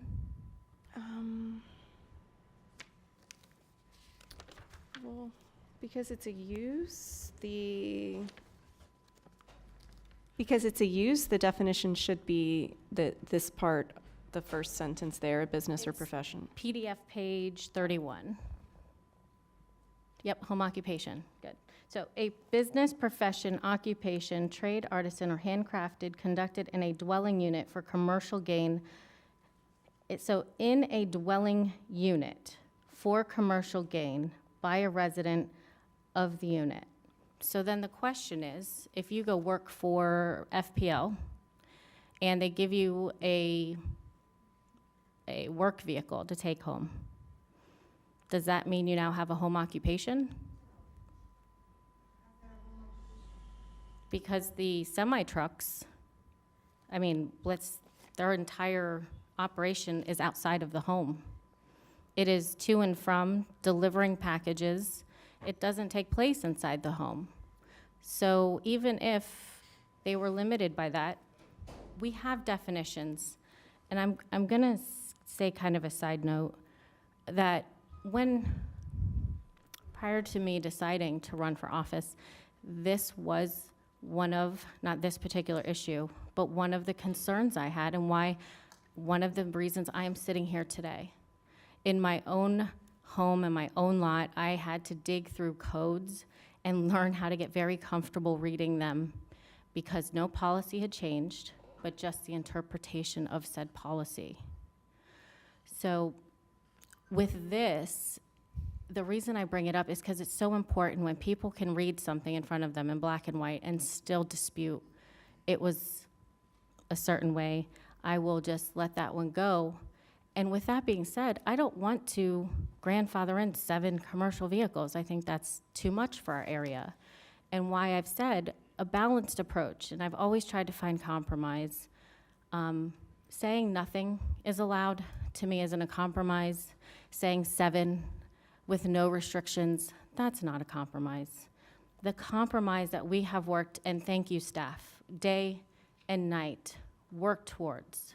That compromise was up to 2, and again said in the ITID letter, it was a 24-foot wide driveway.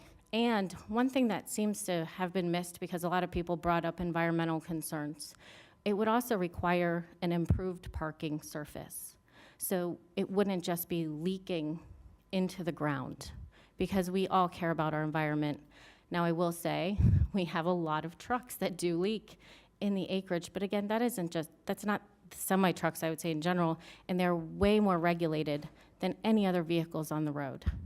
They have to go through more inspections, and as somebody that owns an auto repair shop, I can tell you that they aren't the problem. The cost is always a concern to any local government, but fundamentally, we are here to support residents. We're here to support what they need. There's been a lot of fear-mongering. The worst-case scenarios seem to always play out. And with the code having, in my opinion, been allowed, it was clearly in black and white. It was allowed up to 7 commercial vehicles. I think this is a great compromise. I do think, and the Post kind of beat me to it, if we were to agree on a path forward, we as a board should potentially decide you can call it whatever kind of fee you want, a user fee.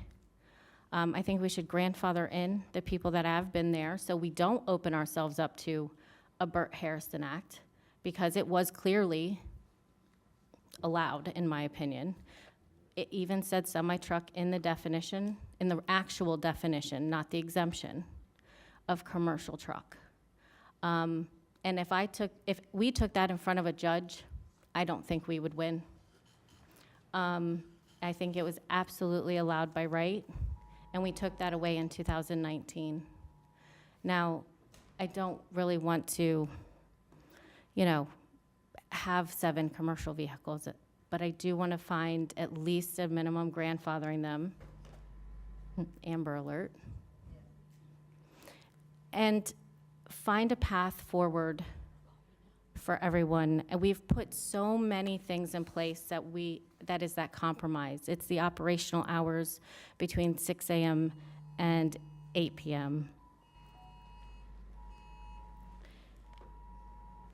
It has limited the area that it will apply to, because this is the area I represent, and I'm fighting for them.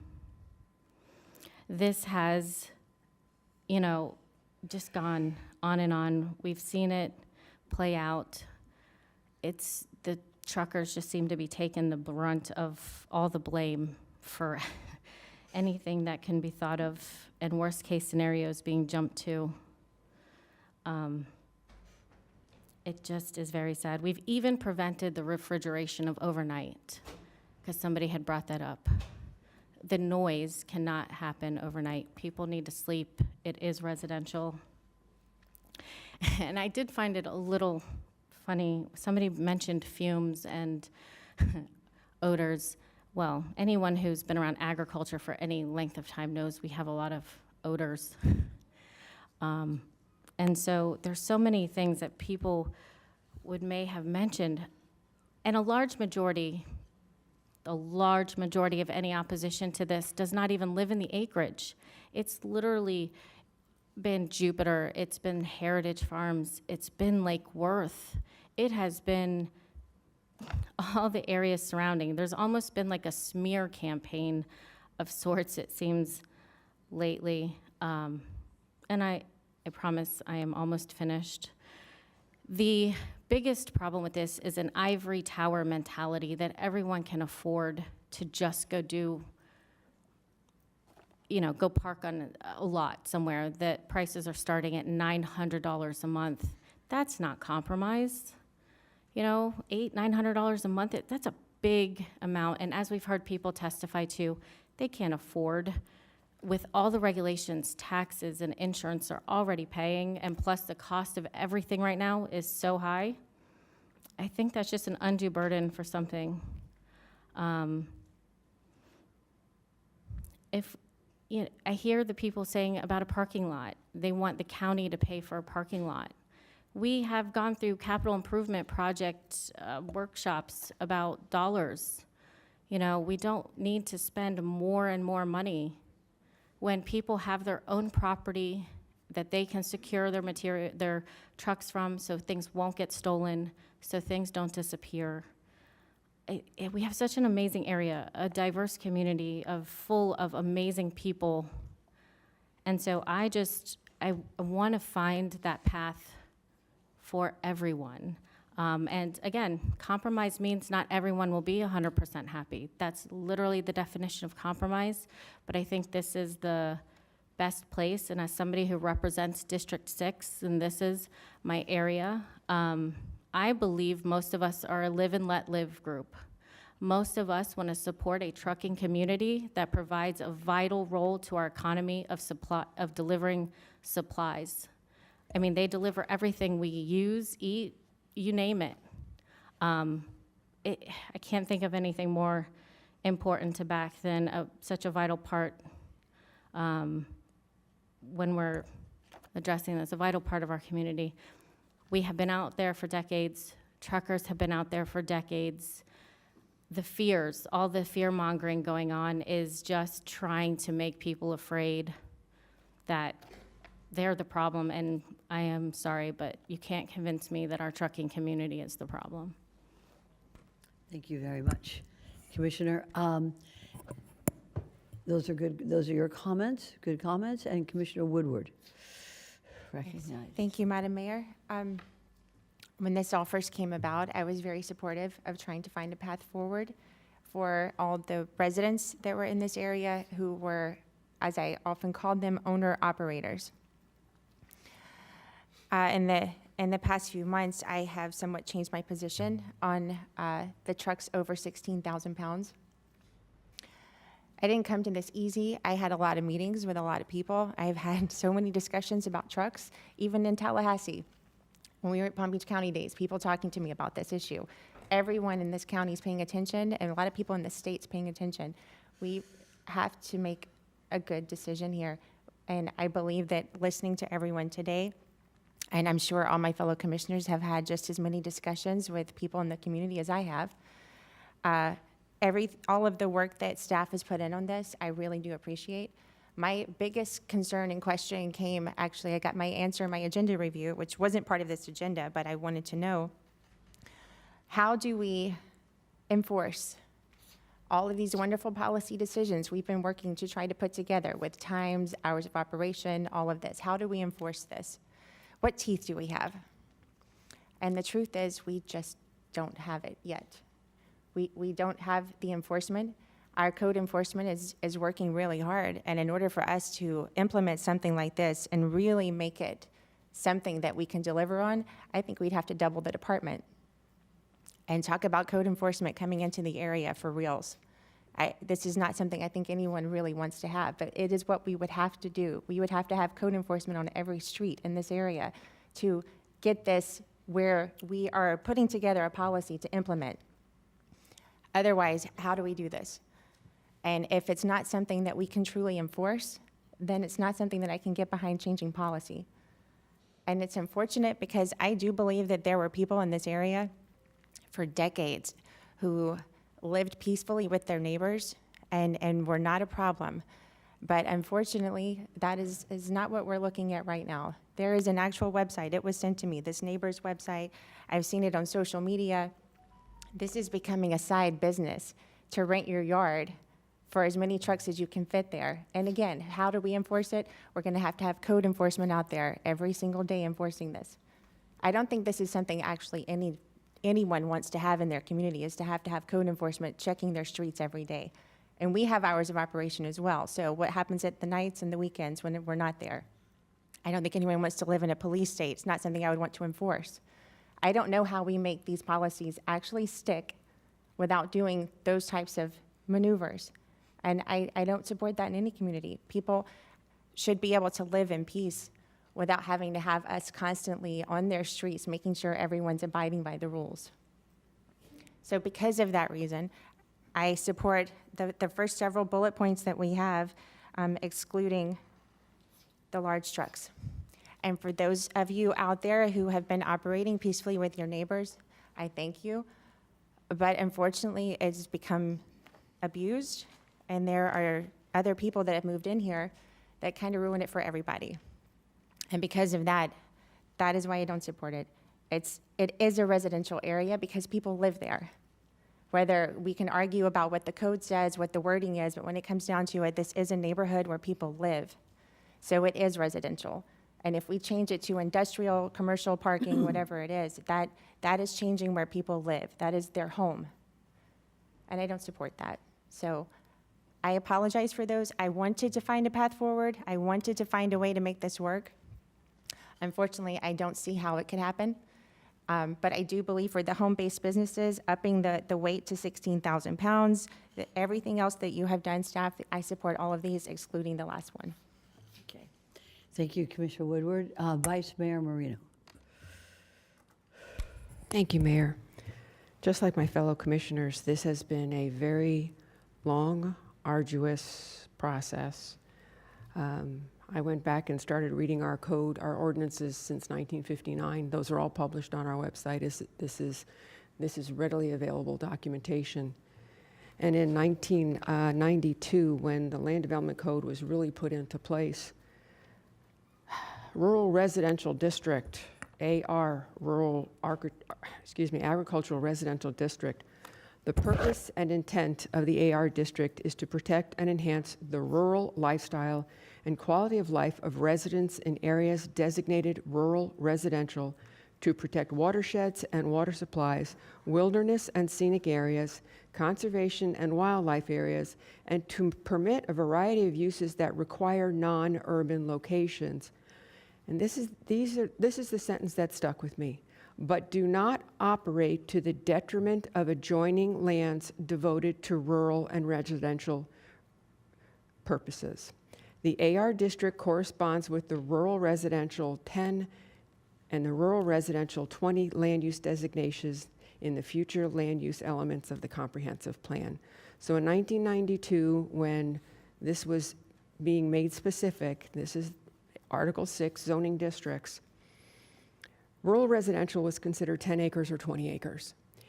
And you could do what you wanted on your 10 and 20, but you had to really take into effect and into thought what you were doing to the adjoining lands devoted to rural and residential purposes. We are trying to find a path forward for 1% of the people that live in the acreage. And there should be a path forward for them, but it's not going to be a path forward that allows grandfathering in of a use that I do not consider to be ever approved. And my interpretation and other commissioners' interpretations may be different, but I did not write the code. I am not a code enforcement officer. I am not educated in zoning, which the people that are here in front of us are. I'm not an attorney. I just know what I have received in the way of correspondence. And at last count, the people against were, of emails that I had received, exceeded those that were for. And I also went through who lived in the area, who didn't live in the area, who lives on North Lake Boulevard, who lives on Okeechobee. If we allow if there's some change and tractor trailers are involved, those tractor trailers will be traveling on North Lake Boulevard to get to the acreage. They will be traveling on Okeechobee Boulevard to get to the acreage. I heard reference that they're coming through our neighborhood to go to Westlake. Actually, they're coming down a major roadway, which is Seminole Pratt, which is being improved. When we talk about commercial vehicles, and we're doing something here with the classes. Maybe it's up to us to really be, instead of using the word commercial vehicles, because if you have a home-based business and you're a plumber and you have a commercial vehicle that's under 16,000 pounds, no, we're not going to penalize you. So, and also code enforcement, and I think Commissioner Baxter said this a long time ago, code enforcement should be code compliance. We're here to help people come into compliance for the codes that are on our books. And as needs arise, these codes change and adjust. I do not believe that putting something in place here in one particular AR area is not going to be detrimental to other AR areas. What is another group in another AR area? What's to keep them from coming to the commission and saying, you allowed it over there, you need to allow it over here? Again, I am not an attorney, I am not a court of law, I am not the magistrate. I am just listening to those that have written into me, those that have called me, and we as a county have an opportunity we have SB loans, SB 108 loans. Those are for small businesses. We have lots of those, so any small business can apply. But right now, in our in our plan review department, there is a organization that is trying to, they have a truck parking application in, and it is on Southern Boulevard for over 176 parking spaces. So there are paths forward. Those paths forward don't include semi-tractor trailer trucks or commercial vehicles over 16,000 pounds on residential property. So with that, I support Commissioner Woodward in seeing this cleanup and up to 16,000 pounds being what we vote on today. I'm not in favor of anything over 16,000 pounds. Thank you. Thank you, Vice Mayor. Commissioner Baxter, you're recognized.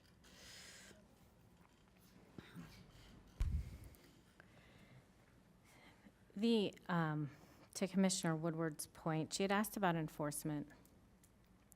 And one thing we actually didn't cover is how would we be able to enforce all of these things? Could staff address that?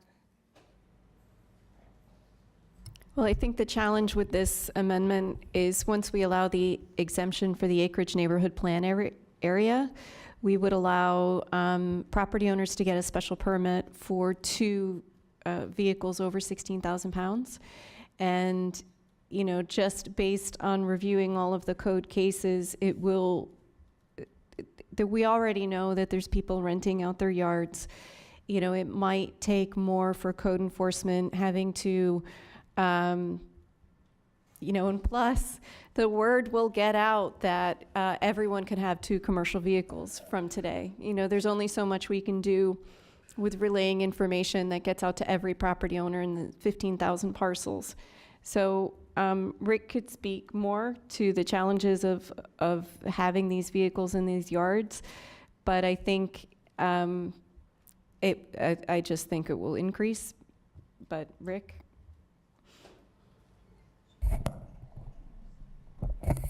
Specific to your question, what are you talking about enforcing? Enforcing which portion?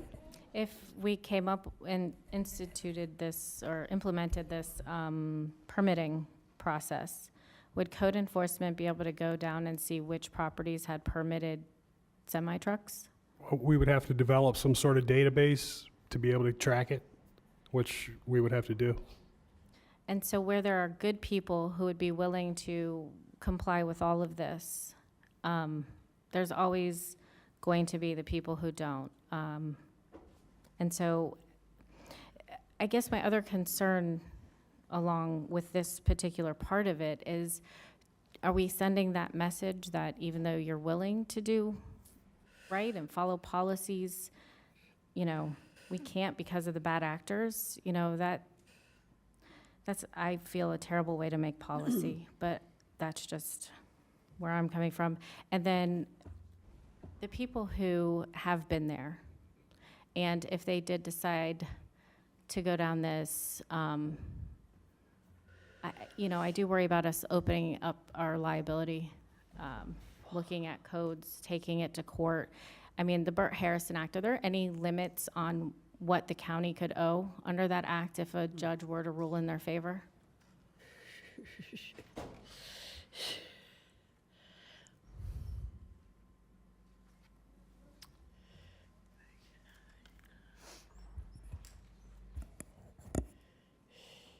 I can get into it a little more, but it would be the compensation for the actual loss of the fair market value of the real property caused by the action of the government.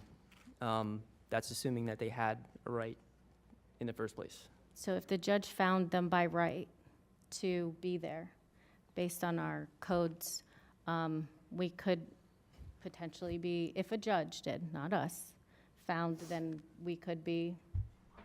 I really can't speculate on that because my understanding of staff's position is that for quite a while now it hasn't been allowed.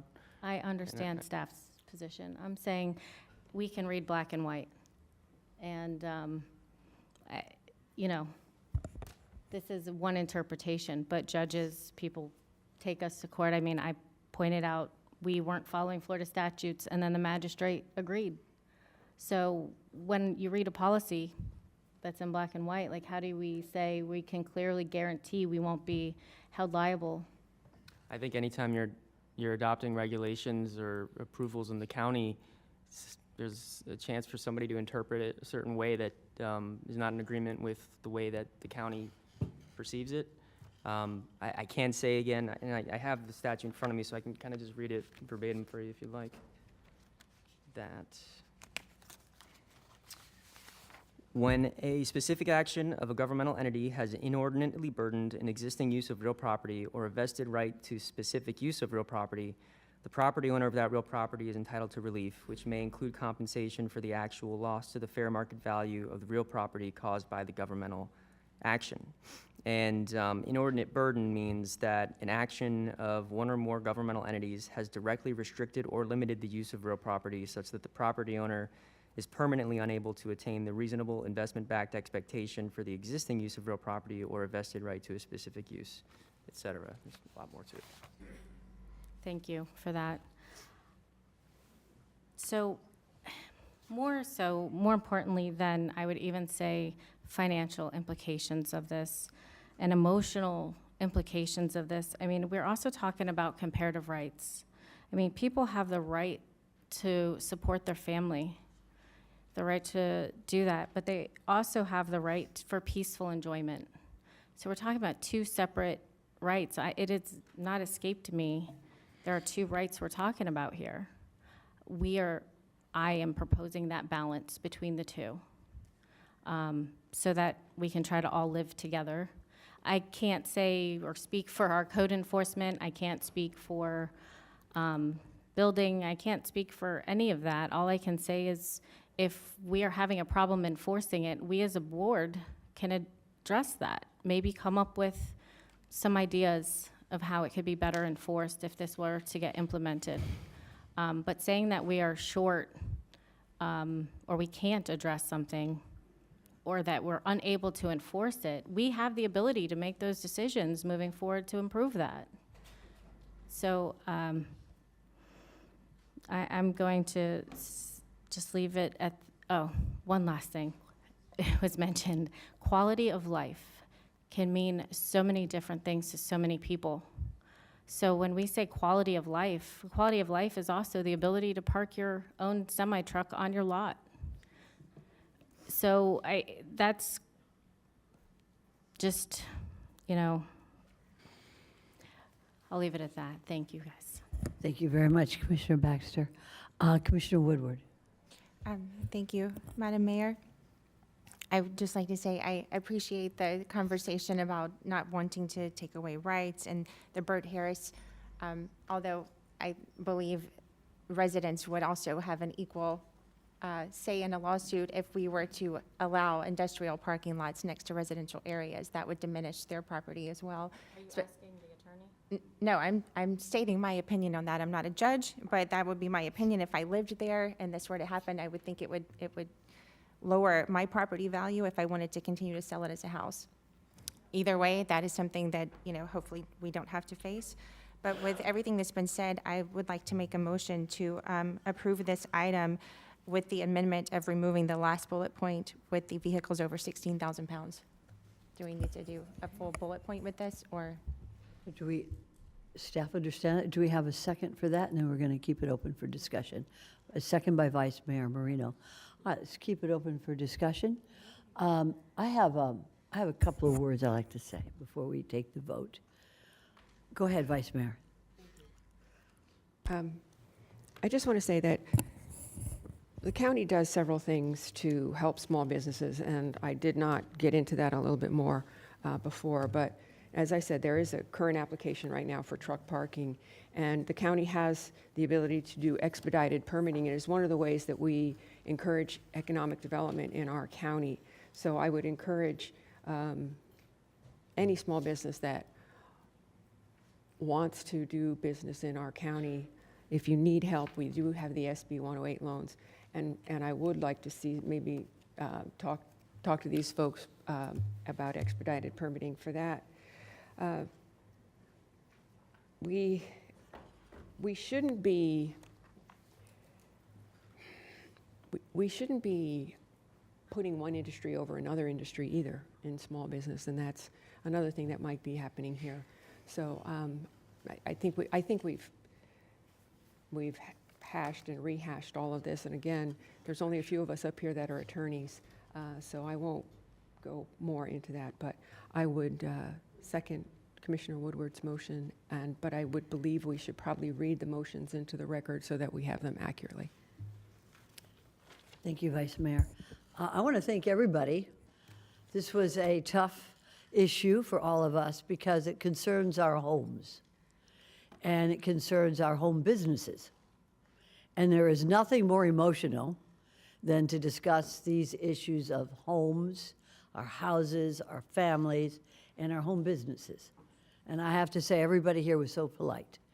And thank you for doing that. Thank you for coming here. It's not easy to get here. And you got to find parking, and you got to find a spot. So I appreciate your value of our democracy. And everybody here has openly discussed their opinions about this as well. I would like to also commend your district commissioner. And if we could allow applause, we would do that at this time, but we don't. And that is Sarah Baxter. She has taken, no, it's okay, I appreciate it, But she has taken an issue that was very important to her constituents, whether you were for or against it. What she did is she brought it up for discussion. And that's the way we resolve things in this country. We don't do it in somebody's backyard or on social media. We bring it up to discuss it in an open forum, as we did today. And for that, and she's been very passionate about it and educated herself on some very difficult to read ordinances, and for that, I thank her as her colleague. I'd like to speak to those who use trucks for their businesses. This is an issue that wasn't around for a long time, but it has become a big issue because Palm Beach County, frankly, is growing.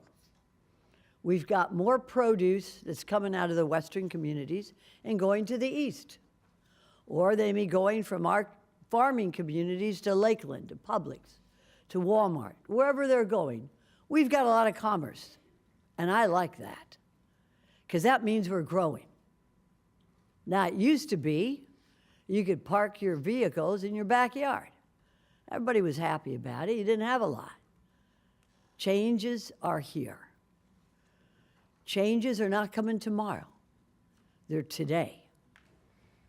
Vehicles are getting bigger. They're getting heavier. Just about 2 years ago, the legislature passed a law about fireworks.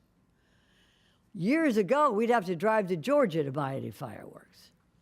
Now I can go a military trail in a couple of places and find fireworks right here. And they're fun. I don't want them parked next to me. Explosives, muriatic acid, chlorine. We hear about these accidents occurring in other states. We hear it all the time, and then the whole community has to leave. They have to get everything cleaned up. Kids get sick.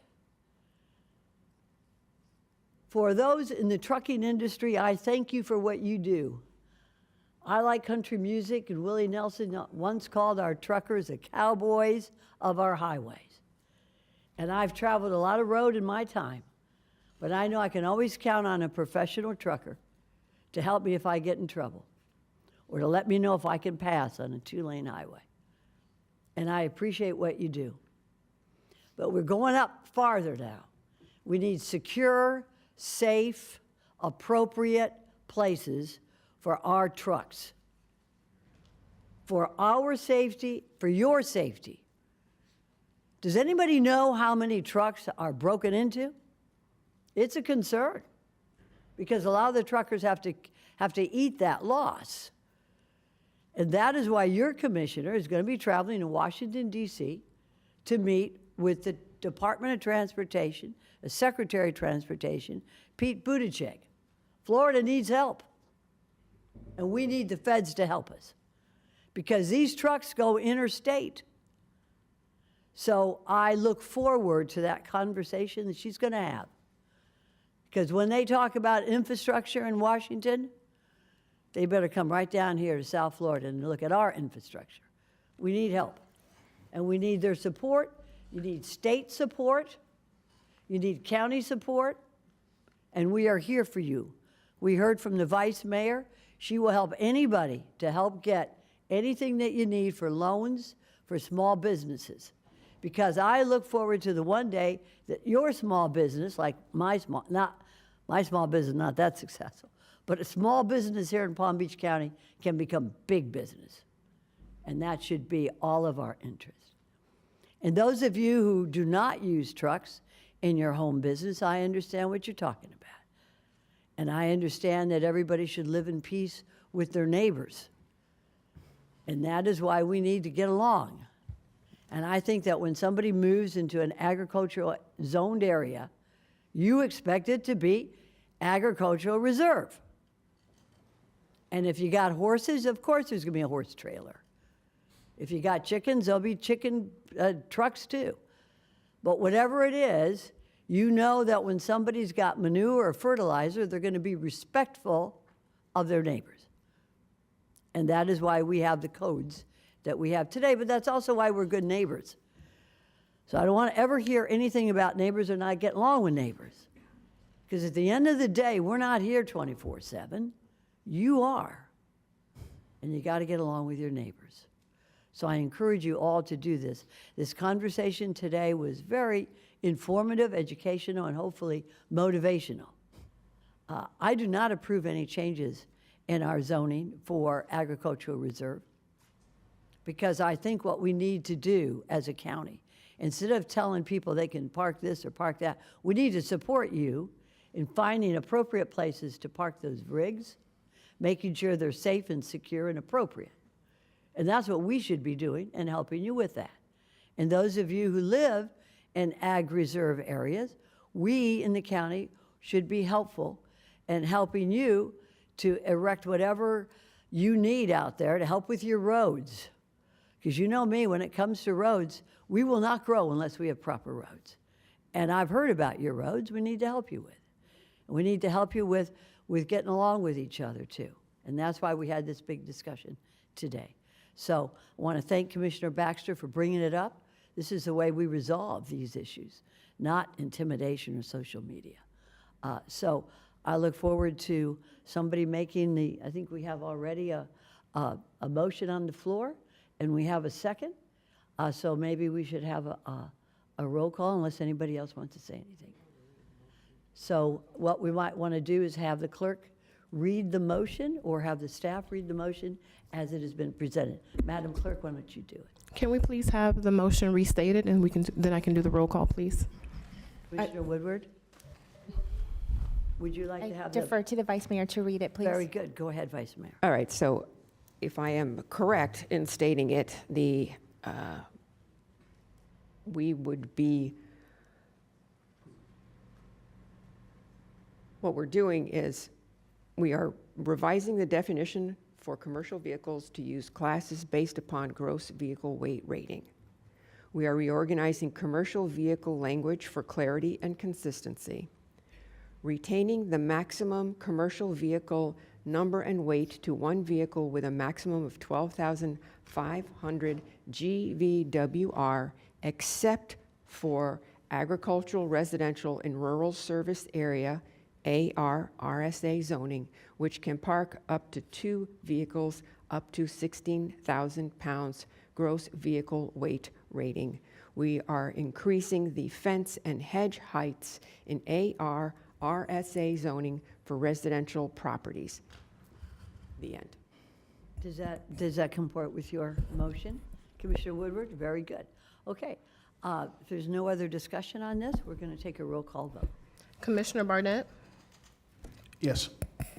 Commissioner Baxter? No. Commissioner Bernard? Yes.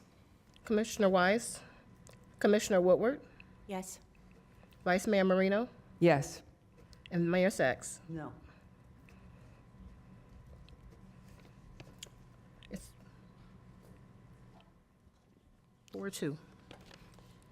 You make it a little louder. 4-2. Okay, so it passes. Very good.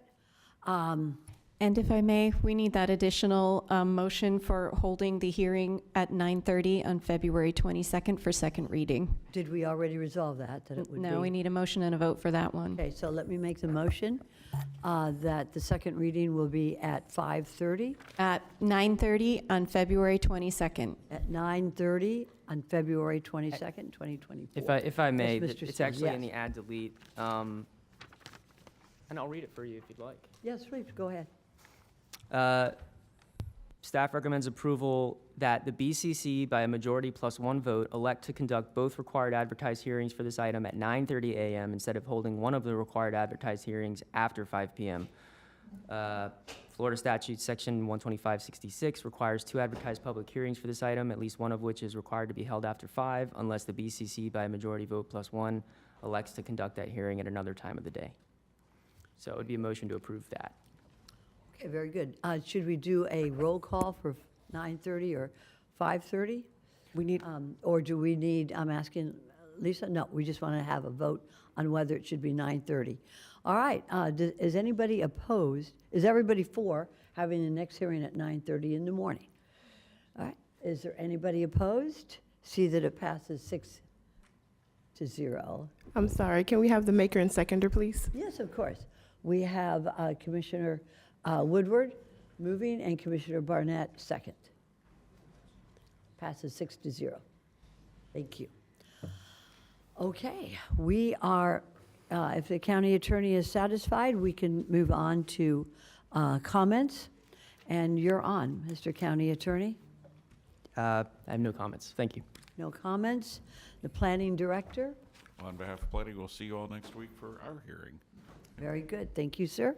And the zoning director. No comments, thank you. Very good. The executive director. Thank you, staff, for all their hard work on all of this. I appreciate it very much. Thank you. Deputy county administrator. No comment. Very good. And now let's go to the commissioners. Let's start with my left, Commissioner Barnett.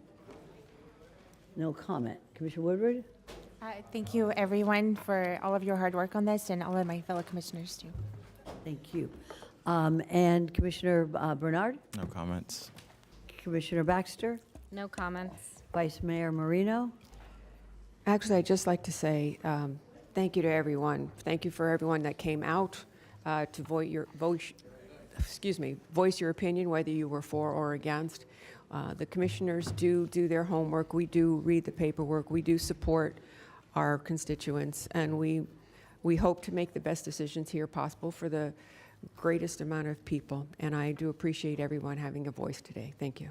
Thank you so much, Vice Mayor. And I have no comment. I thank everybody for coming out. This is important for you to voice your opinions. I thank staff for the incredible work, and I see a finger up by our attorney. Go right ahead. At the risk of speaking too much, that first motion, which approved the first reading, was there also a motion to approve permission to advertise for February 22nd? Do we need that for a second reading? Okay. Sure was. It was included, Mr. Stone. Thank you for bringing that up. This meeting is adjourned. Everybody stay safe.